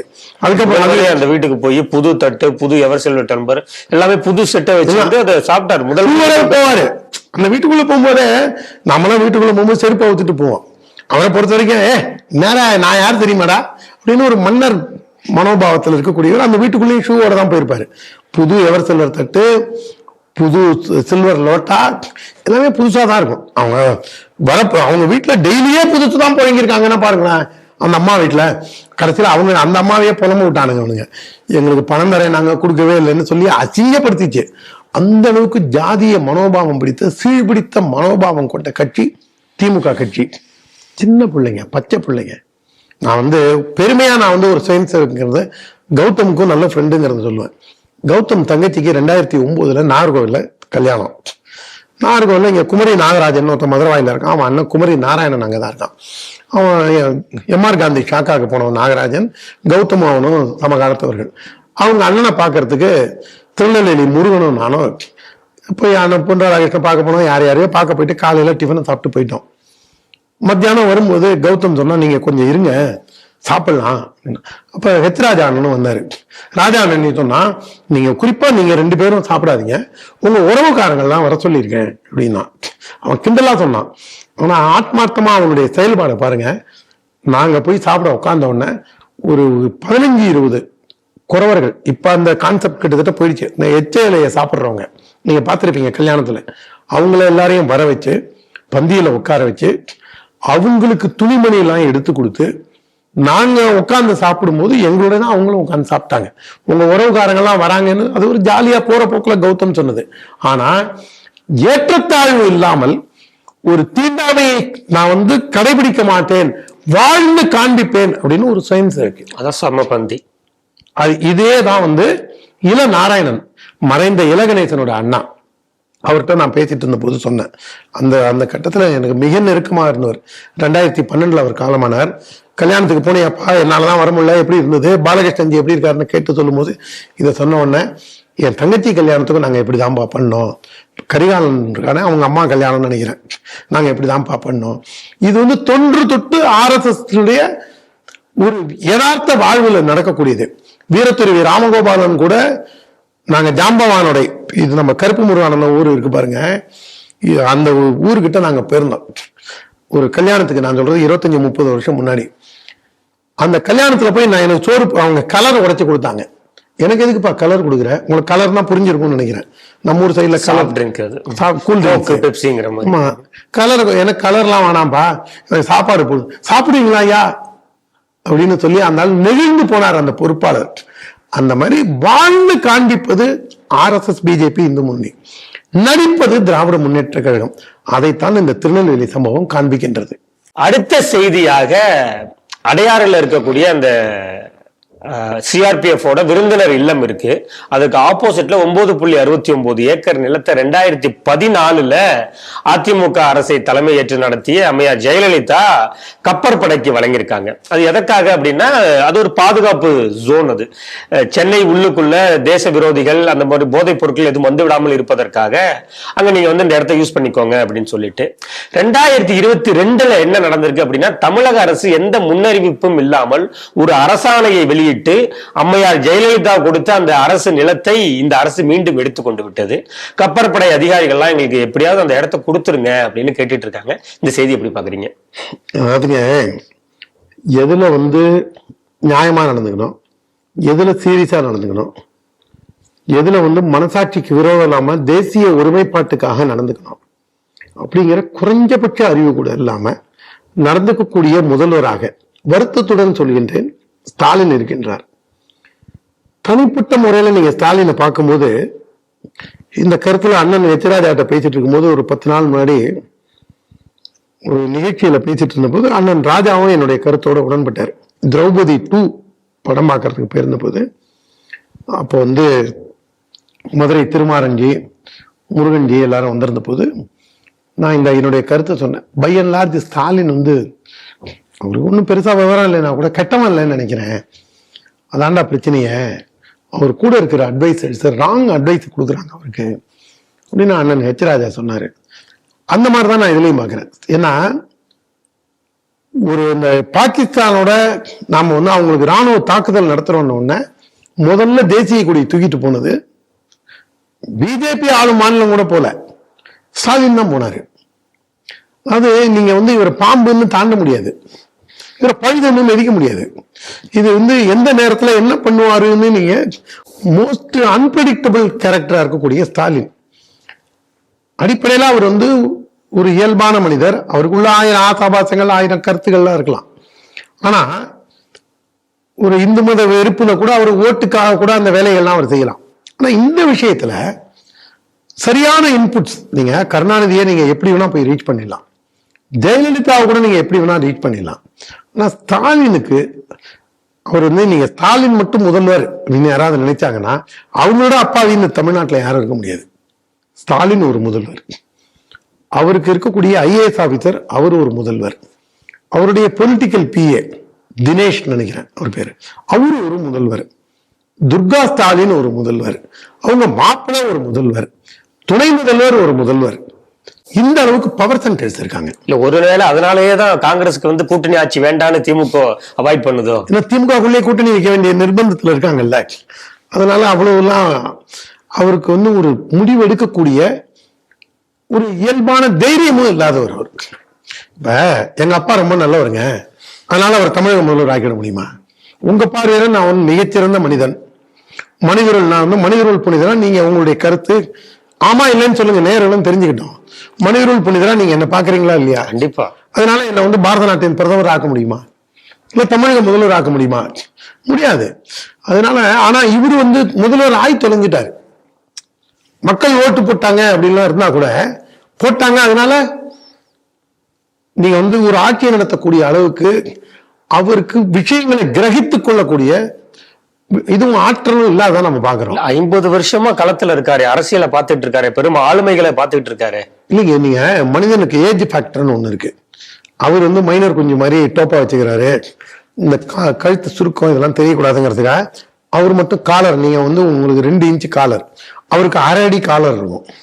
நீங்க பாருங்க, அவர் ஆள் கொஞ்சம் இயல்பிலேயே ஒல்லியா இருக்கிறதுனால அவர் ஒரு மைனர் குஞ்சு மாதிரி ப்ரொஜெக்ட் பண்ண, அதனாலதான் அவர் சைக்கிள் போறது, அந்த இதெல்லாம் பாக்ஸிங் பிராக்டிஸ் பண்றது, பெரிய ஹை என்ஜின் பவர் உள்ள வண்டி. அந்த பைக்கை கூட படுக்க வச்சுட்டு ஏறி உட்காருங்க, அந்த யானையை படுக்க வச்சுட்டு ஏறி உட்காருவாங்கல்ல, அந்த மாதிரி அதை கவுத்துட்டு அதெல்லாம் காமிக்கல, அவர் உட்கார்ந்து போஸ் கொடுக்கறது மட்டும் காமிக்கிறாங்க.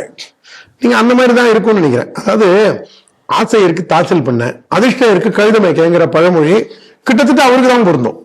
ஏன்னா அவர் வந்து அந்த ரேசர் பைக் ஓட்டணும், 1000cc பைக் ஓட்டணும், சைக்கிளிங் மெட்ராஸ்ல இருந்து மாவலிபுரம் வரைக்கும் சைக்கிள்ல போகணும், இப்படிலாம் அவருக்கு விதவிதமான ஆசை இருக்கு. கிரிக்கெட் விளையாடணும், சினிமாவில் நடிக்கணும் அப்படின்னு அவருக்கு, அப்புறம் துணிச்சீட்டு இல்லாம பேசணும் அப்படின்னு அவருக்கு 1000 ஆசைகள் இருக்கலாங்க. ஆனா நிதர்சனம் என்ன, அவர் எந்த விதத்திலையுமே அவரால் வந்து ஒரு கேள்வி கேட்டா கூட மேலேருந்து கீழே இந்த கேள்வியும் அதுவும் மேட்ச் ஆகுதா அப்படின்னு ஒரு தடவை பாக்குறாரு.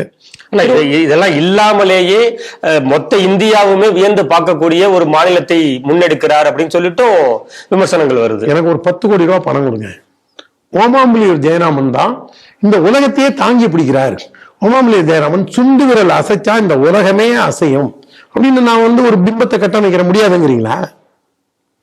நீங்க பைத்தியத்தை சுத்தி 10 பேர், பணக்காரனை சுத்தி 10 பேருமாங்க.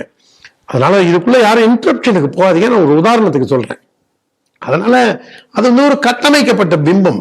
நீங்க அந்த பலூன்ல ஒரு இது குத்துங்க, குண்டூசிய, அந்த பலூனுடைய காத்து போடும். அது இயல்பா இருக்கிறது கிடையாது.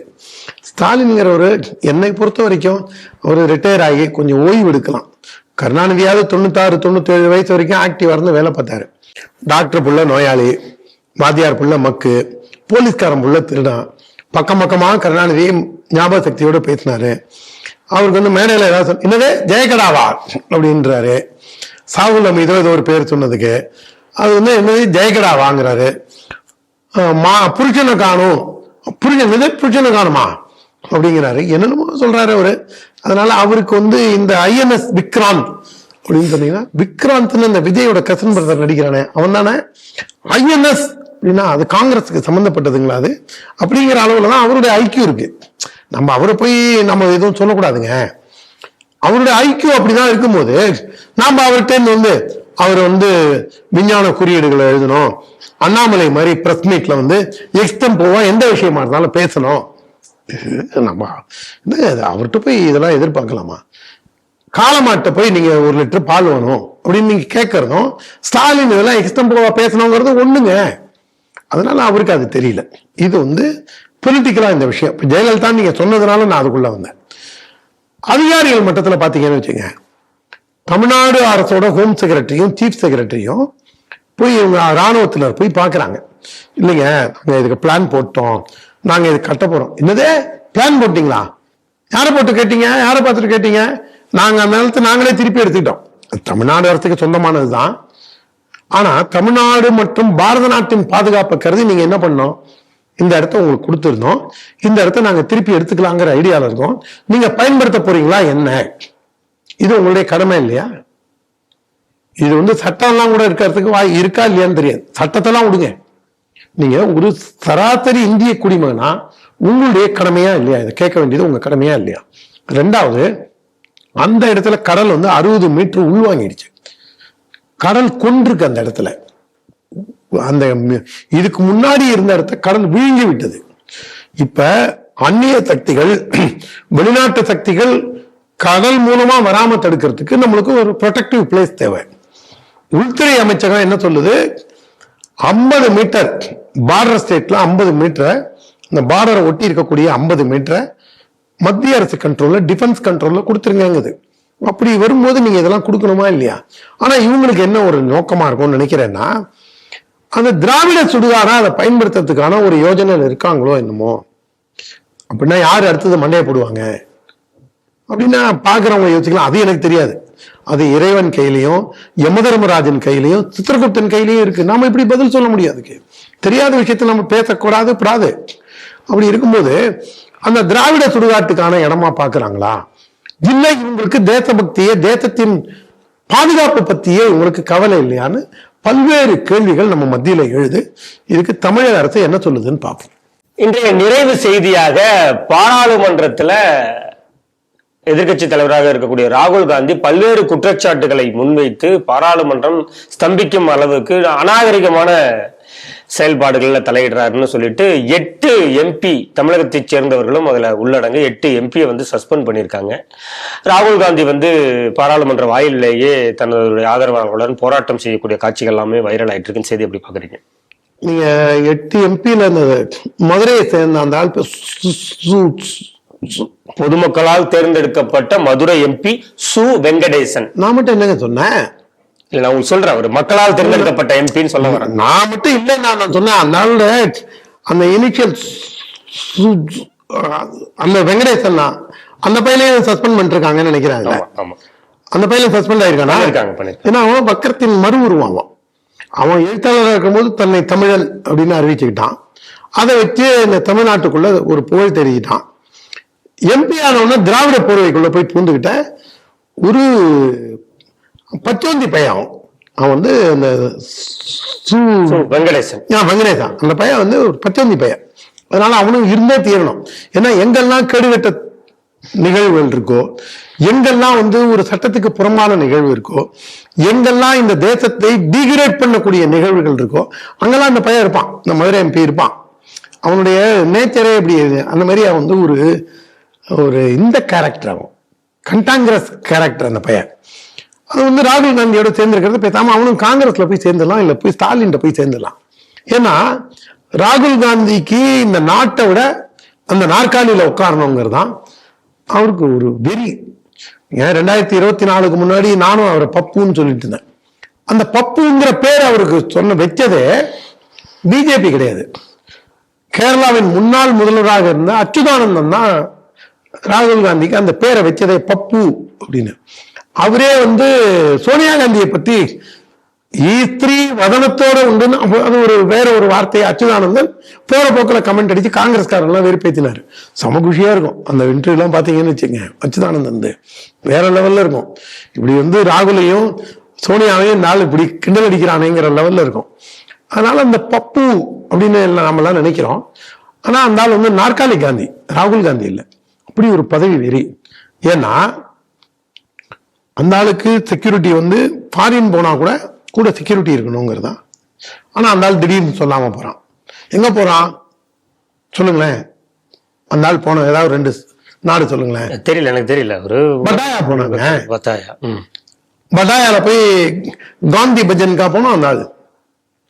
இல்ல காந்தி இதை பத்தி எக்ஸ்பெரிமெண்ட் வித் ட்ரூத் அதை வச்சு எதுவும் ஆராய்ச்சி பண்றாரா? ஒருவேளை வேற நீங்க சொல்லும் போதுதான் எனக்கு எக்ஸ்பெரிமெண்ட் வித் ட்ரூத்துங்கும் போதுதான் பட்டாயால போய் என்ன ஆராய்ச்சி பண்ணிருக்க முடியும்? எதுக்குங்க ஃபேமஸ் பட்டாயா? பயிர் செய்யறாங்களோ ஏதாவது? எனக்கு தெரியல. எனக்கு அந்த அடிப்படையில ஒரு கிராமத்துல இருந்து வந்தவங்கனால எனக்கு அதை பத்தி பெருசா தெரியல. நீங்களும் நம்ம ஏரியா தான், அதனால நம்மளுக்கு எல்லாம் ஒண்ணும் தெரியல. கிராமத்து பயிலாவே இருக்கும். யாராவது தெரிஞ்சவங்க அதுல சொல்லிட்டோம். ஏன் போனாங்கிறது தெரியல பட்டாயால, அது என்னங்கிறது தெரியல. பட்டாயா போறான், கென்யா போறான், எங்கெங்கயோ போறான் அந்த ஆளு. அது வந்து பாரத நாட்டு அரசுகிட்ட சொல்றது இல்லை. 99-2000 தான் இந்த மாதிரி அமெரிக்கால போய் ஏதோ ஒரு இதுல மாட்டிக்கிட்டு அதுக்கப்புறம் அட்டல்ஜி சரி நம்ம வீட்டு பையன் தப்பு செஞ்சானா இது பண்றது இல்லையா உடுப்பா அப்படின்னு சொல்லி என்னன்னாலும் நம்ம நாட்டுல ஒரு பெரிய குடும்பத்து புள்ள அசிங்கப்படுத்தவனா நாட்டுக்கும் கேவலம் அப்படின்னு சொல்லி அவனை ரிலீஸ் பண்ணி கொண்டு வந்தாரு. அங்க அப்ப காப்பாத்தி விட்டாச்சு. இப்போ இங்க வந்து அச்சுதானந்தருக்கு பத்மஸ்ரீ விருது அறிவிச்சாச்சு. யாருக்கு? அச்சுதானந்தனுக்கு. அச்சுதானந்தன் இப்ப பத்மஸ்ரீ கொடுத்துருக்காங்கல்ல. பாருங்க, நான் மறந்துட்டேன். You are very shoot. நம்ம டெல்டாக்காரங்கிறத நீங்க கரெக்டா ப்ரூவ் பண்றீங்க. அந்த மாதிரி இவங்க வந்து ராகுல் காந்தியோட செயல்பாடுகள் எல்லாமே டூபியஸ் கேரக்டர். நீங்க அவரு அந்த கல்வான் பிரச்சனை போது சீனாக்காரங்களை சந்திச்சாரு. யாரை சந்திச்சேன், ஏன் சந்திச்சேன், அதெல்லாம் எதை பத்தியும் கிடையாது. ஆனா அவருடைய ஆசை எல்லாம் பாருங்க, இந்த நாடு நாசமா போயிடுச்சு, இந்த நாடு சுருகாடாயிடுச்சு, இந்த நாட்டோட எக்கானமி டெட் எக்கானமி, இந்த நாடு வந்து ரொம்ப அசிங்கம் பிடிச்ச நாடு அப்படிங்கிற ஒரு எண்ணத்தையே எல்லா இடத்துலயும் விதைக்கிறான். நல்ல வேளையா நம்ம ஒரு சிவகங்கை காரைக்குடி பகுதியை சேர்ந்த அண்ணன் மூத்த அரசியல்வாதி ப. சிதம்பரம் அவர் வந்து கருணாநிதி அவரை வந்து சிவகங்கை சின்ன பையன் அப்படின்னு அடைமொழியோட அழைச்சிருக்காரு. இது என்னவோ நம்மளுக்கு தேவையில்லாதெல்லாம் வந்து நீ நமக்கு அதுல மைண்ட்ல வந்து விழுது பாருங்க.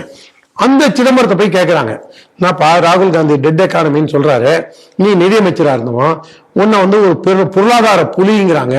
கொட்டை எடுத்த புலியா கொட்டை எடுக்காத புலியாங்கிறது அது வேற விஷயம்.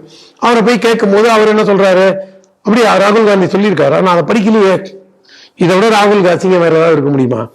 பாராளுமன்ற செயல்பாடுகளை கார்த்தி சிதம்பரம் அவர் வந்து இது வந்து எந்த அளவுக்கு நல்லது அப்படின்னு போற போக்குல அவருடைய மாற்று கருத்தை நாசுக்கா பதிவு செய்யறாரு.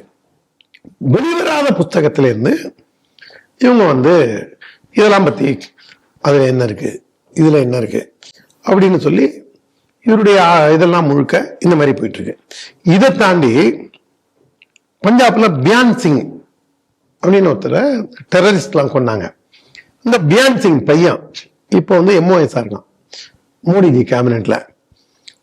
மோடிஜி கேபினெட்ல இருக்கிறவன பார்லிமெண்ட்ல அவர் பார்த்துட்டு வெல்கம் ட்ரைட்டர், யார் சொல்றது, யாரு, ராகுல் காந்தி. யாரை பார்த்து? பியான் சிங் காங்கிரஸ் கட்சிக்காரரு, அவரு அந்த இதுல வந்து பிஜேபிக்கு இதாயிட்டானா, அதனால வெல்கம் ட்ரைட்டர். அப்படின்னா இந்த ஆள் என்ன சொல்லணும்? நேருவோ, நம்ம நேரு அதிகமாக விமர்சிக்கிறோம், இல்ல ராகுல் காந்தியோட ஆயா இந்திரா காந்தி இருக்காங்க, இல்ல அவங்க அப்பா ராஜீவ் காந்தி இருக்காங்க, அவங்களோ இந்த நாட்டுக்கு எதிராக பெருசா ஒண்ணும். ராகுல் காந்தியோட ஆயா சோனியா காந்தி, அம்மா சோனியா காந்தி. நான் சொல்றது ஆயா. அடிப்படையில கிராமத்தாங்கனால நமக்கு அது என்ன சொல்லுவாங்க பட்டணத்துல, அதுக்கு ஆயாக்கு பாட்டி தான், பாட்டி மறந்து போச்சு. அந்த அவங்க ஆயா கூட ஒன்றும் பெருசா வந்து அவங்க தேச ஒற்றுமையில ரொம்ப ஸ்ட்ராங்கா இருந்திருக்காங்க. அவங்களும் ராஜீவ் காந்தி அப்படிதான் இருந்திருக்காரு, பை அண்ட் லார்ஜ் இருந்திருக்காரு. அவரு நம்ம ஊர் தியாகராஜ உற்சவத்துக்கு கூட வந்திருக்காரு, மூப்பனார் ஐயா கூட்டு வந்து. எந்த மகானுபாவெல்லாம் கோட் பண்ணி அவர் பேசினது எனக்கு ஞாபகத்தில் இருக்கு. ஆனா ராகுல் காந்தி அப்படியா?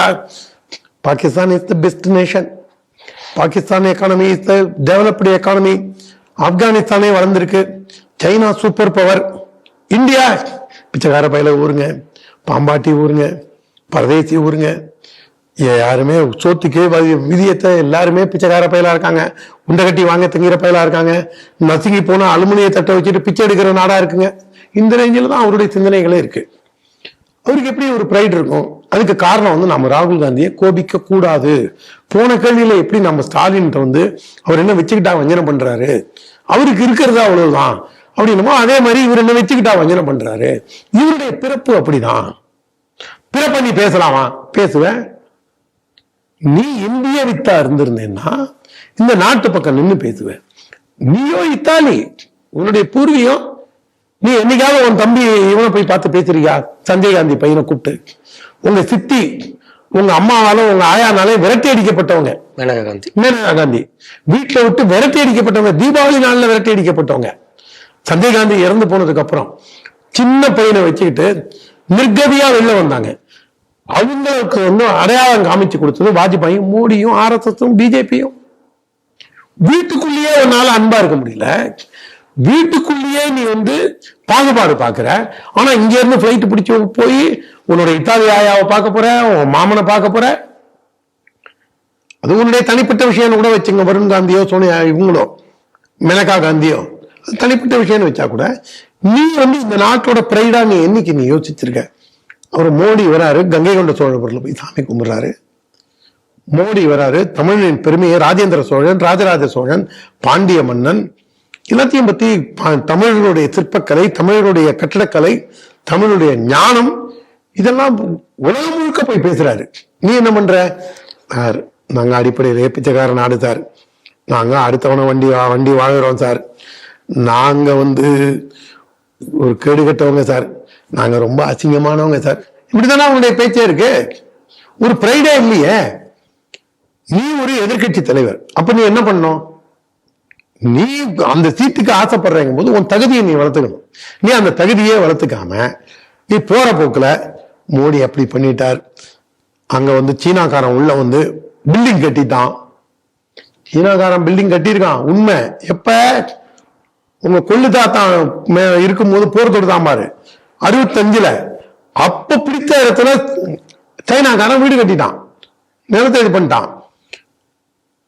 நீங்க ஒரு பொம்மை பிரைம் மினிஸ்டர் மன்மோகன் சிங் வச்சிருந்தீங்களே, அப்ப ஏகே ஆண்டனி அவர் டிஃபென்ஸ் மினிஸ்டரா இருக்கும்போது ஏன் அந்த ஏரியாவை டெவலப் பண்ணல, நார்த் ஈஸ்ட் ஏரியாவை அப்படின்னா, இல்ல நாம அங்க டெவலப் பண்ணோம்னா அவங்க ராணுவ தளவாடங்களோட சீனா வேகமா உள்ள வந்துடும், அதனாலதான் நாங்க ரோடு போடல, டெவலப் பண்ணல அப்படின்னு.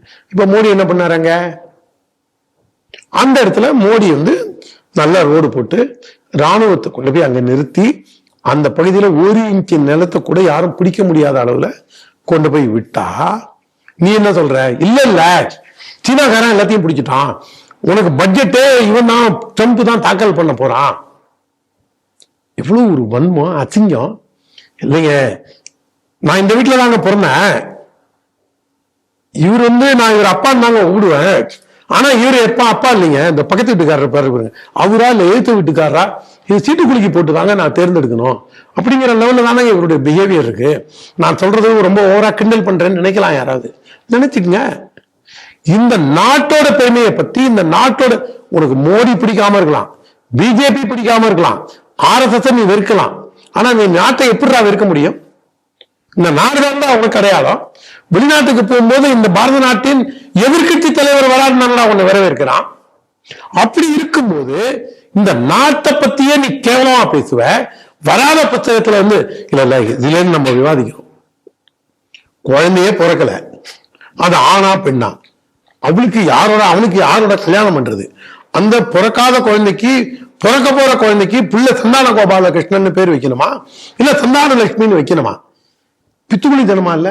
இப்படி ஒரு பதவி வெறி, ஒரு இம்மெச்சூரிட்டி கிடையாது. அது அவருடைய பதவி வெறியை காமிக்குது. அந்த இவனை பார்த்து, பியான் சிங் பையனை பார்த்து ட்ரைட்டர் அப்படின்னு கை கொடுத்த உடனே அந்த ஆள் ரொம்ப கேவலமா சொல்லிட்டு போயிட்டாங்க கடைசியில, நீ எல்லாம் ஒரு ஆளா, நீ எல்லாம் ஒரு ஆளு மானா அப்படின்ட்டு போயிட்டான்.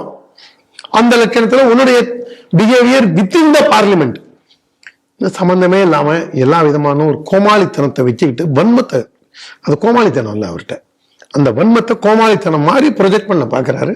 பதவி வெறி. அவர் நாற்காலி காந்தி ஆகிவிட்டார் ராகுல் காந்தி. அதன் வெளிப்பாடு தான் ஓம் பிர்லாவை கிண்டல் அடிக்கிறாங்க. இதுக்கு முன்னாடி இந்த துணை ஜனாதிபதி ராஜ்யசபால இருந்தவரை அவரையும் அவர் மாதிரியே நடிச்சு காமிச்சு தேவையில்லாத வம்பெல்லாம் இழுத்தாங்க.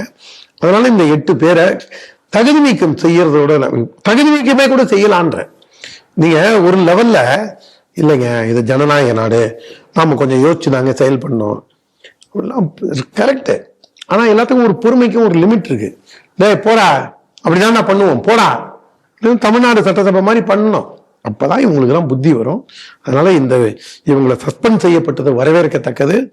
அதுவும் இந்த வெங்கடேசன்லாம் சஸ்பெண்ட் பண்றது ரொம்ப நல்லது. ஏன்னா சூர்யா, ஜோதிகா போன்ற நடிகர்களுக்கு கைடா போய் அதனால ஏதாவது போவான்னு வச்சுங்க, டிவியில இதெல்லாம் வரணுங்கிறதுக்கு கைடு வெங்கடேசனையும் இப்ப சஸ்பெண்ட் பண்ணியிருக்காங்க. இந்த அவையை ஒழுங்கா நடத்துவதற்கு ஒத்துழைச்சாங்கன்னா அவங்கள வச்சுட்டு அவையை நடத்தலாம். தேவையில்லாத பேசினாங்கன்னா இந்த நடவடிக்கை வரவேற்கத்தக்கது. இன்றைய 5 செய்திகள் குறித்து சிந்தித்து தனது கருத்துக்களை நம்மோடு பகிர்ந்து கொண்ட மூத்த அரசியல் விமர்சகர் திரு ஓமாம்புலியூர் ஜெயராமன் அவர்களுக்கு ஸ்ரீ டிவி நேயர்கள் சார்பாக நன்றிகளை தெரிவித்துக் கொள்கிறோம். நன்றி சார். ஜெய் ஸ்ரீராம், ஜெய்ஹிந்த், வந்தே மாதரம். ஜெய் ஸ்ரீராம்.